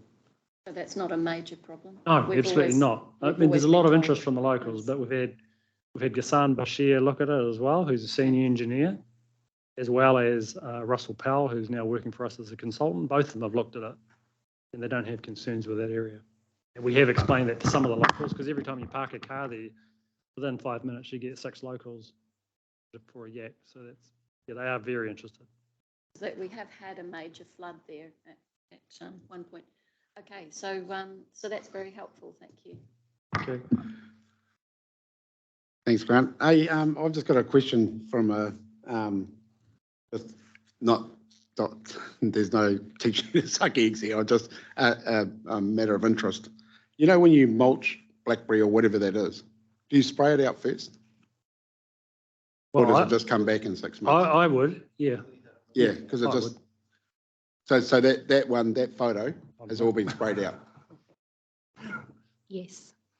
So right beside the stream with glyphosate, do they use glyphosate for that, or? So horses for courses. So depending on the type of weeds there, then they're adapting techniques. So if it's more, grass areas, like if there was glyceria or something like that, then they would be looking to use Galant. If it's your, more woody species, then they're using, Roundup or equivalent. By mulching, the mulch through those areas is so thick that it's also acting as a weed suppressant, so it will allow a decrease in herbicide use for a time as well. Yeah, so it's the team are looking at the site rather than a one size fits all across kilometres of work. Right. Yeah. Cool. Thank you. Right, can I have a mover for that report? Oh, sorry. Hi, we've got Kerry online to run through some slides for the Lower Waikato restoration project. You there, Kerry? Yes, kia ora koutou. So the project that we're highlighting for the Lower Waikato or the Waikato Restoration Program is Ngā Wai o Waikato, which is a program funded by predominantly by MB, looking at sediment reduction in the catchments of the Lower Waikato lakes and wetlands. Next slide, please. So this is our biggest restoration shovel-ready project. The total project value over 3 years is 7.2 million, with 3.5 of that coming from MB, but also a very important contribution from the Waikato River Authority of 1.5 million. Additional funding from MPI, and then Waikato Regional Council's Catchment New Works budgets supporting the program as well. So the focus is really on hill country and stream bank erosion. The MB funding was focused on climate resilient projects and keeping soil on land and sediment out of water. So the catchments of particular focus are those of significant lakes and wetlands, including Lake Waikare, Whangamarino and Aotea wetlands, as well as Lake Whangapai. And then a really important part of it, of course, well, the whole reason we got the funding was to create employment locally and for this project contribute to the capacity building of Waikato Tainui tribal members in the catchment management space. So in terms of how we are tracking against the plan, so those are our key mitigations on the left-hand side of this table. The middle column is what we estimated we would do over the 3 years in the original proposal, and the right-hand column is what we've achieved to date. Now, the important thing to note is that when we put together the original proposal, we didn't anticipate, based on previous experience, that there would be a huge uptake in afforestation within the Lower Waikato. There had been quite a lot of resistance in those catchments for that kind of work. So we thought we would likely do more riparian planting, although our preference and our funders' preference was for more afforestation. So what you can see in terms of what we've done to date is a reflection of the fact that we've had a surprising level of enthusiasm for uptake of afforestation. To this point, mostly native afforestation, so Manuka Kanaka with some more longer-lived species in there like tōtara as well.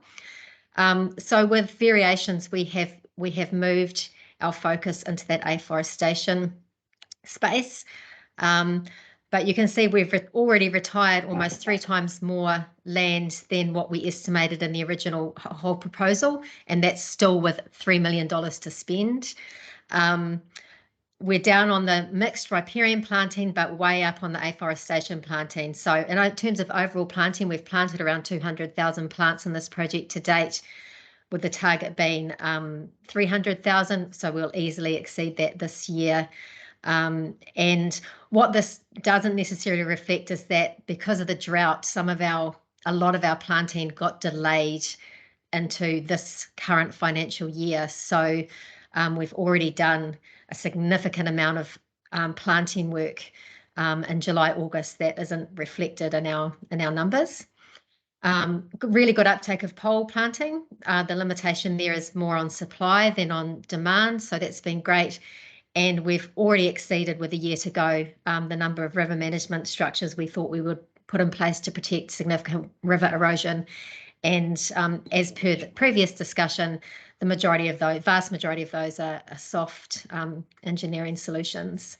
And so over the work we've done to date, this has been through 68 landowner agreements so far. Next slide. So importantly is how we're going in terms of the employment that's been created. These are the demographics that MB require us to report against.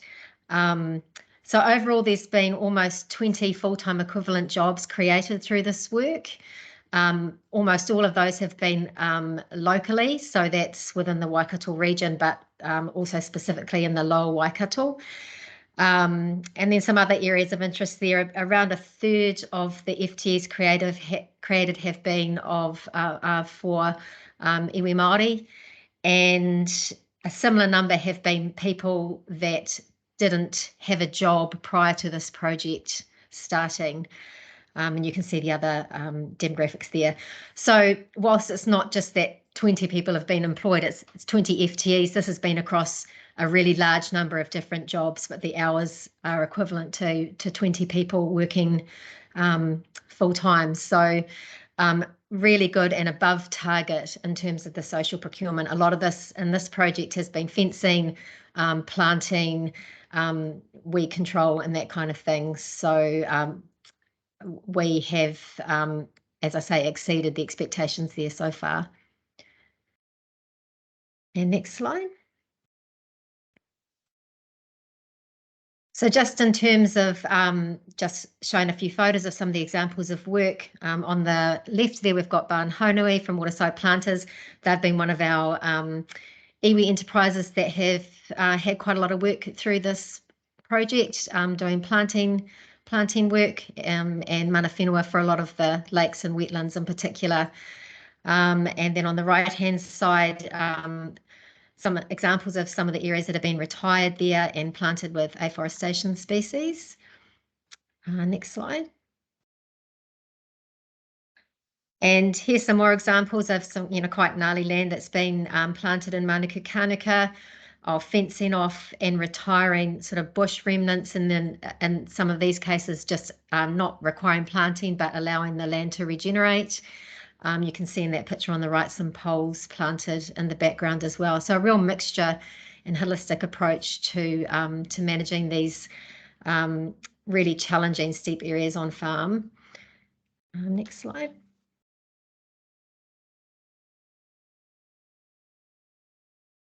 And where available and appropriate, we're taking in some wetland areas as well, critical source areas on farm. So you can see the picture on the left there. Previously had stock access through there, and then the after photo is the top right photo there, where that area has now been fenced off and planted and stock excluded. And then the lower right there is just showing areas that can still be lightly grazed by sheep, for example, with open spaced pole planting. So the landowners are still able to use that land, but the erosion has been remediated and hopefully prevented through the use of poplar poles in that instance. So we've just completed year 2 of the project, and the biggest year to go, as I say, $3 million still to spend.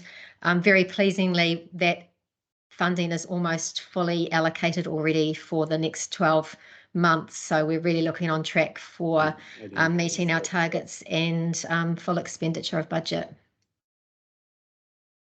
And that's all. Thank you very much, Kerry.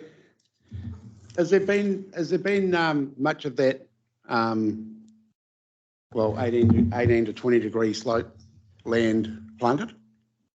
Or is it just stuff that's leading down to waterways, like a stream or something? We're increasingly getting, quite large blocks. In fact, this year we're looking at, sort of 70, 80 hectare areas of just steep land getting planted with afforestation species. So it's taken a bit of momentum to get that kind of interest, but as we're starting to get quite good coverage and presence in those priority catchments now, and landowners are starting to be looking at the value for some of those blocks that the land use capability really isn't suited towards grazing. And actually just going back to the questions that yourself and Councillor Litchwick had regarding carbon credits, in some of those areas, in fact, landowners because they don't wish to covenant those blocks, and we have covenanting requirements, they're finding that the value from the carbon that they'll get if they plant them and pay for it themselves means that they're sort of getting our advice, but then not requiring the funding and going ahead and doing that work themselves on the basis of the carbon income that they'll get. So a lot of some of the benefits, I guess, saying is that it's encouraging work without necessarily having to use the funding in those catchments also. Yep, reminds me of a story about my neighbour that bought an Angora goat for $15,000. And about a month later, he sold it for $15. So yeah, it's popular now. There's carbon credits, but you just don't know where the world's going to end up. Big decisions by people, big decisions putting in forest. Yeah. Fred? Yeah, just clarifying, you said that because they are now getting carbon credits, they no longer require the level of funding to continue that work. They'll do that on their own because of the funding they're getting out of carbon credits. Is that right, Sarah? Sorry. Sorry. Yeah, sorry. I guess what we're saying is there's been examples where a large area is planned to be retired and planted with afforestation species. And in order to be eligible for this funding, will require a covenant to be put on that title, and the landowner has made a decision that actually the income is going to be sufficient for them to just go ahead and do it without funding assistance, and they have just opted to pay for it themselves and not require a covenant. So yeah, we require a covenant. Yeah. You can't claim the carbon therefore, they credits. don't want a covenant. And you can't claim the carbon credits if council pays for it. Really? Yes. Yep. Yeah, no, you can. Yeah. Really? Yes, you can. So that's contrary to the carbon stuff, because they said that if you get funding, if you receive any funding, then you can't claim the carbon credits. Yep, go ahead, Grant. Yeah, thank you. Just to be clear, so the blocks where they're deciding to go ahead by themselves are pine or redwood blocks, they're not mixed native blocks. So, you know, the costs are a hell of a lot less, like a couple of $1,000s a hectare to plant pine trees, for example. So there is a difference there. Anyone can claim carbon credits if you own the land or you have a registered forestry right over the land and you want to go through the bureaucracy of entering the emissions trading scheme. Who pays for what is not relevant to who claims the money on the carbon.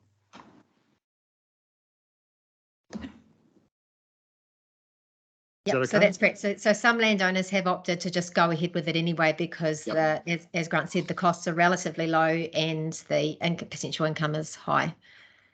So just so I'm clear, because I'm looking at doing it in my place, if I plant my block, my hill, and use WRC ratepayer money, I can claim all the carbon credits for me.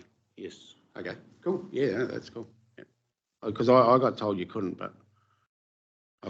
but you guys are the experts. So brilliant. There's definitely some funders now, I'm just through the chair, who are putting limits on the amount that they will put towards an afforestation block because of that very reason. For example, the Waikato River Authority will caps it at $500 a hectare if for exotic, which is the high carbon potential. And we have had instances where you know the costs have been potentially quite high in terms of ratepayers funding, and so we've had a discussion with internally and with councillors and made that decision to not put WRC funding in, you know, to very expensive large areas where the carbon credits were going to be significant. I'll say it again. I've got 10 hectares of prime Whāingaroa range land that can be planted. Just waiting for council to come and plant it. There you go, Emily. Prime 10 hectares, 25 acres, all yours. All fenced. Yeah, I've said it.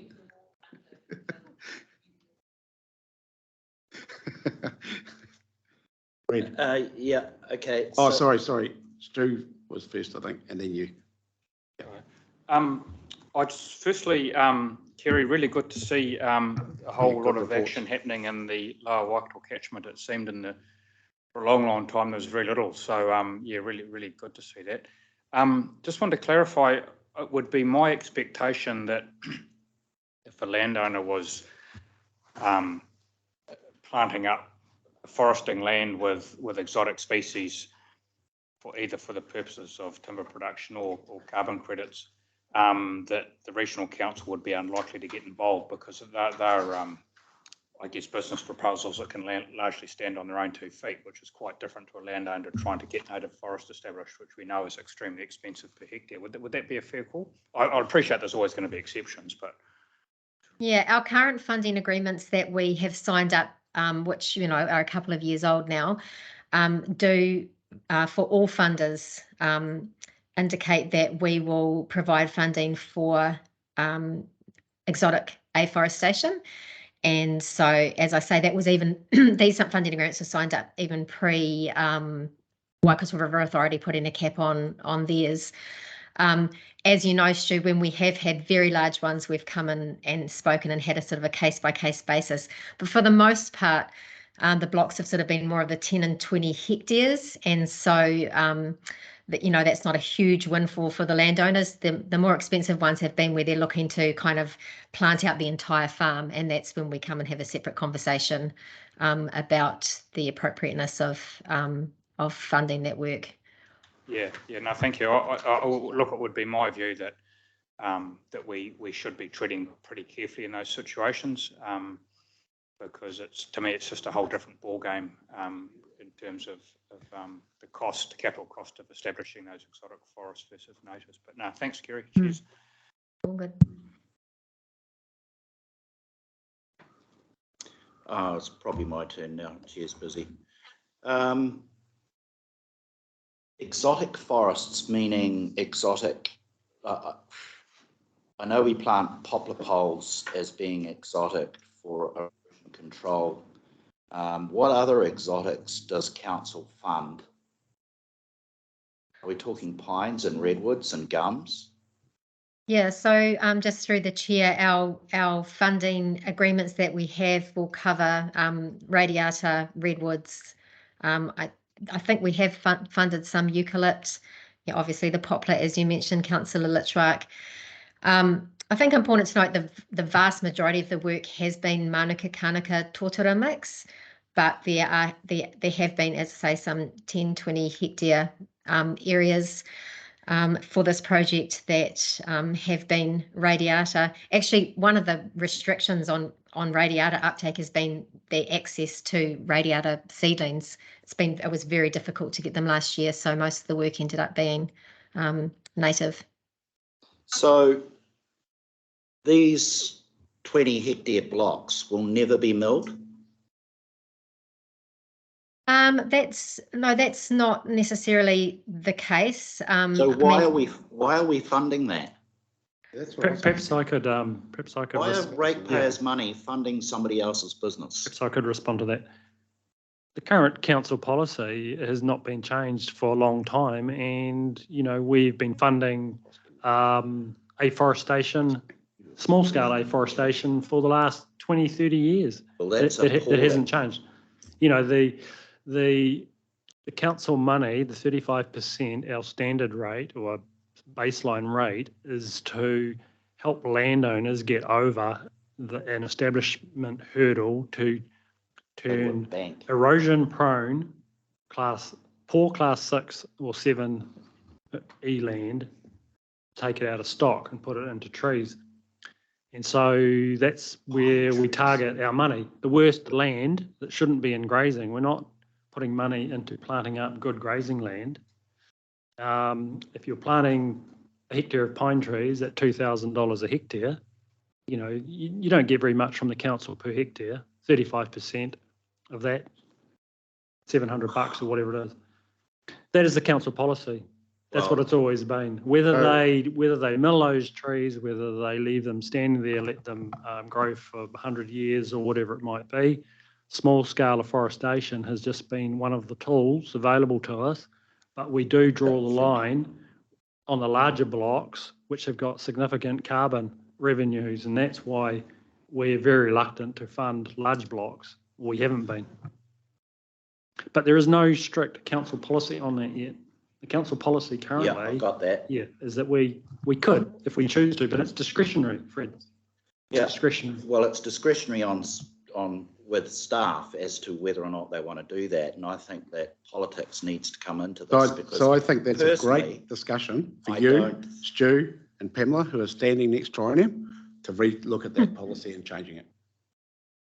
that's a great idea. Well, I know there's going to be a lot of farmers very angry that we're putting pine trees and paying for them and then milling them on Class 7 land. That just does not make sense. Yep, well, that's as I mentioned, there hasn't been a lot of that actually happening. Most of it's been no, but it's council native. policy. You can do it, and it needs fixing. Thank you. Definitely does. Rightio, thank you very much, Grant. And can I have a mover? Thanks, Pamela. Seconder, thanks, Kathy. All those in favour? Carried. Right, next item. We're going to take the next item as read unless there's an absolute necessity to go through it for Just half an hour. introducing Amy Taylor. Amy Taylor to the hot seat. Oh, it's not hot today. So I'll give a very brief introduction. So the Catchment Management Project is Amy's baby, essentially, since Amy came over to us from the Land Management Advisory group within ICM. And so Amy's been working on this project since around the start of this year, and we will take the paper as read, but Amy does have some slides to go through, which give you the background. Some of the councillors in the room were at a feedback session we had a couple of months ago, and we got very good support and feedback from them, so that was awesome, but I'll pass over to Amy to go through the slides. Thank you. Kia ora tātou. Can I have the next slide, please? Thank you, Jess. The development of the catchment management plans come as an action directly out of the West Coast Zone Plan. The catchment management plans help provide direction for communities, mana whenua, stakeholders and ourselves to prioritise projects and works. They're a method for people to share what they'd like their natural environment to be like in a given time frame. Next slide, please, Jess. This slide demonstrates the relationship of other plans and policies with the catchment management plans. Those plans and policies help provide direction and guidance to the catchment management plans, but the catchment management plans themselves are non-statutory and they focus on catchment actions. Next slide, please.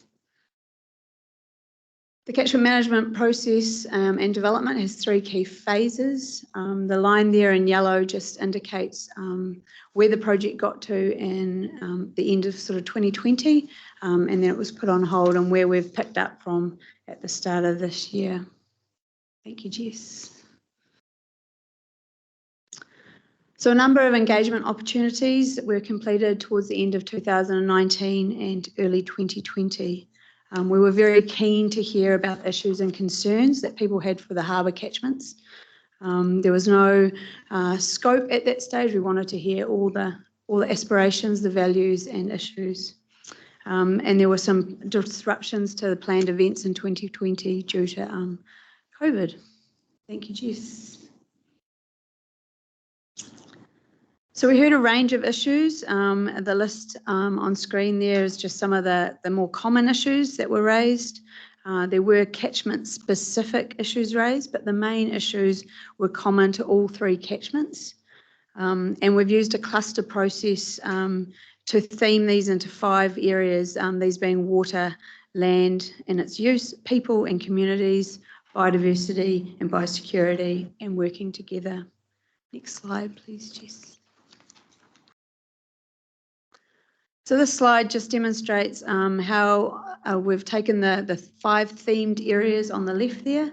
They will feed into the plan development. We've also undertaken some biophysical and technical reports for each catchment, and they will help feed into the goal process.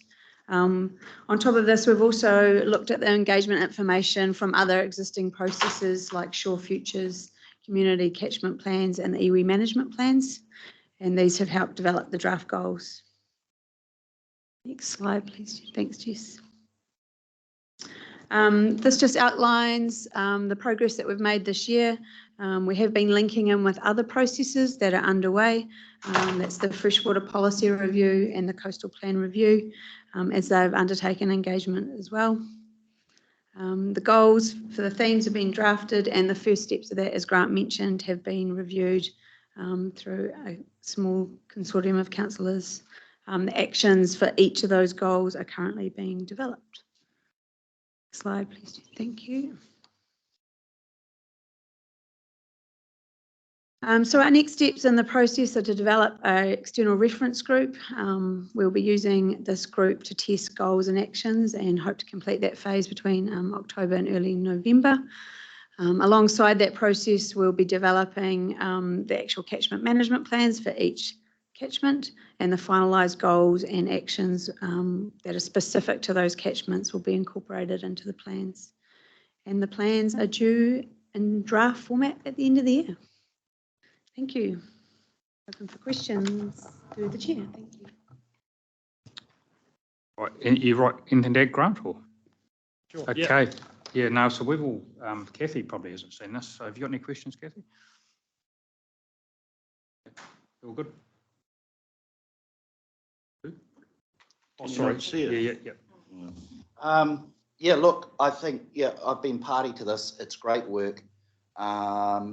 I guess more of the overview of council and how we've got $7 million going into some carp-filled lakes in a catchment that's, it needs work, no doubt, but $7 million where you get a resource return of beggar all, and yet we have our harbours like Kāwhia and Aotea have had not even got a catchment management plan that are potentially, when it comes to biodiversity, a return for that resource building, whitebait through to fisheries, shell fisheries, recreational opportunities. We seem to be completely skewed on, or just skewed with, on how we come up with these projects that get priority.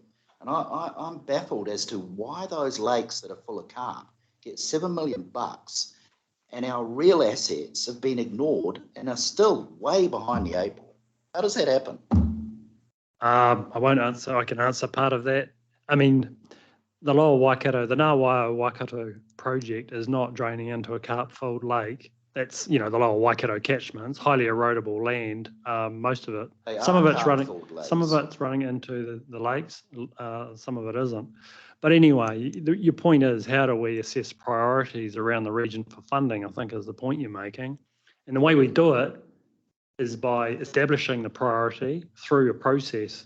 So the catchment management plans is a process for establishing a priority to get the funding to do the work. This is part of the process. This is why we're doing it. I'm not an idiot when it comes to where we should have prioritised. And everybody knows, and it's one of the first rules, you go for areas where you're going to get the biggest return for the economy, for biodiversity, and and that's where we target. And that is harbours. Everyone knows that, yet it hasn't happened. Sure, the East Coast has had plenty of, there's 7 harbours have all been allocated a heap of funding, and they've all got catchment management plans, yet our biggest West Coast harbours have had nothing. I think to be fair too, Fred. It is fair. To be fair to the work program, you're quite right, but equally, when I first got on council, we were really only just starting to generate interest from the ratepayers, I guess, in the West Coast zone as well, which is, and there's, whether we like it or not, there's always the interest in some of the East Coast harbours has come to us a lot earlier than some of the West Coast stuff has. We've got really good interest now. The change in our operational budgets for the West Coast zone since my time have been exponential, which is a real credit to the community. Because everything else is done, Stu. It's the last thing to tick the box. So don't. It's not the way we should be prioritising. But we need to have people with us, Fred, or we can't fund it. That's really what. Sorry. We need to have the community behind us, or we can't fund it. Community's behind it, all right. There's no doubt. Well, I don't know that they were in the early days because they used to squeal something terrible when we used to do small rate increases to the West Coast Harbour rate. Whāingaroa Harbour Care was running 27 years ago, and we would have done with the same money. And that should have been a priority. Look, the good thing is that we're really starting to do some good stuff. I'm just, make all the excuses under the sun, but our harbours, where it comes to highest biodiversity value, biggest return for our economy, is not carp-filled lakes. I'm not questioning you on that. Yeah. Okay. Question. You're good. Yep. No, look, thanks, Amy. It's a great project, and yeah, Mac and I were out at the at Kāwhia Day. I forget what it was now, and really good feedback from them right behind us. So cool. Yeah. I'd just like to thank the committee for their support over the last 12 months, and I'm also disappointed that no one knew The African Queen was a 1951 movie about a boat in Africa. Okay, thanks. So, right. All right, so I better finish my job properly. We've got to move it, have we? We've got to move it, yeah. Move it, so I'm happy to second, or is it move it me? Okay, all those in favour, aye?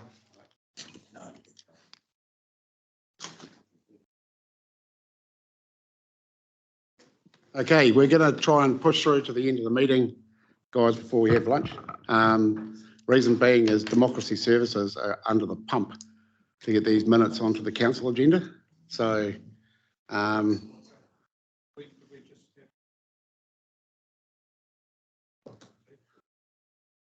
okay, well, why don't we do a working lunch? There's only 5 of us, so surely we can do a working lunch. The food's here, so what the trouble is we wanted to have lunch with staff and have a good get together around the table. You know, I was hoping to invite staff back for lunch. Yeah. You've been working too hard?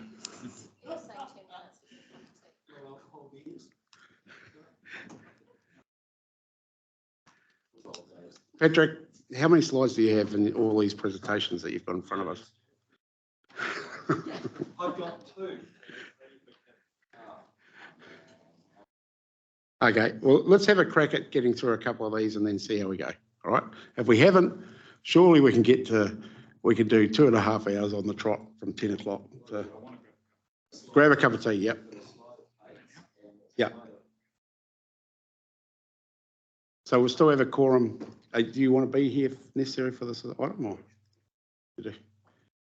Okay. We're going to take Patrick. We're going to take 2 minutes. So councillors who have worked extremely hard over the last 2 hours can get a cup of tea and then come back, please. Yeah. 2 minutes. 5 minutes. 5 minutes till 12:15. And then we'll get this knocked off, I reckon, by 1 o'clock. Take a break for 5 minutes.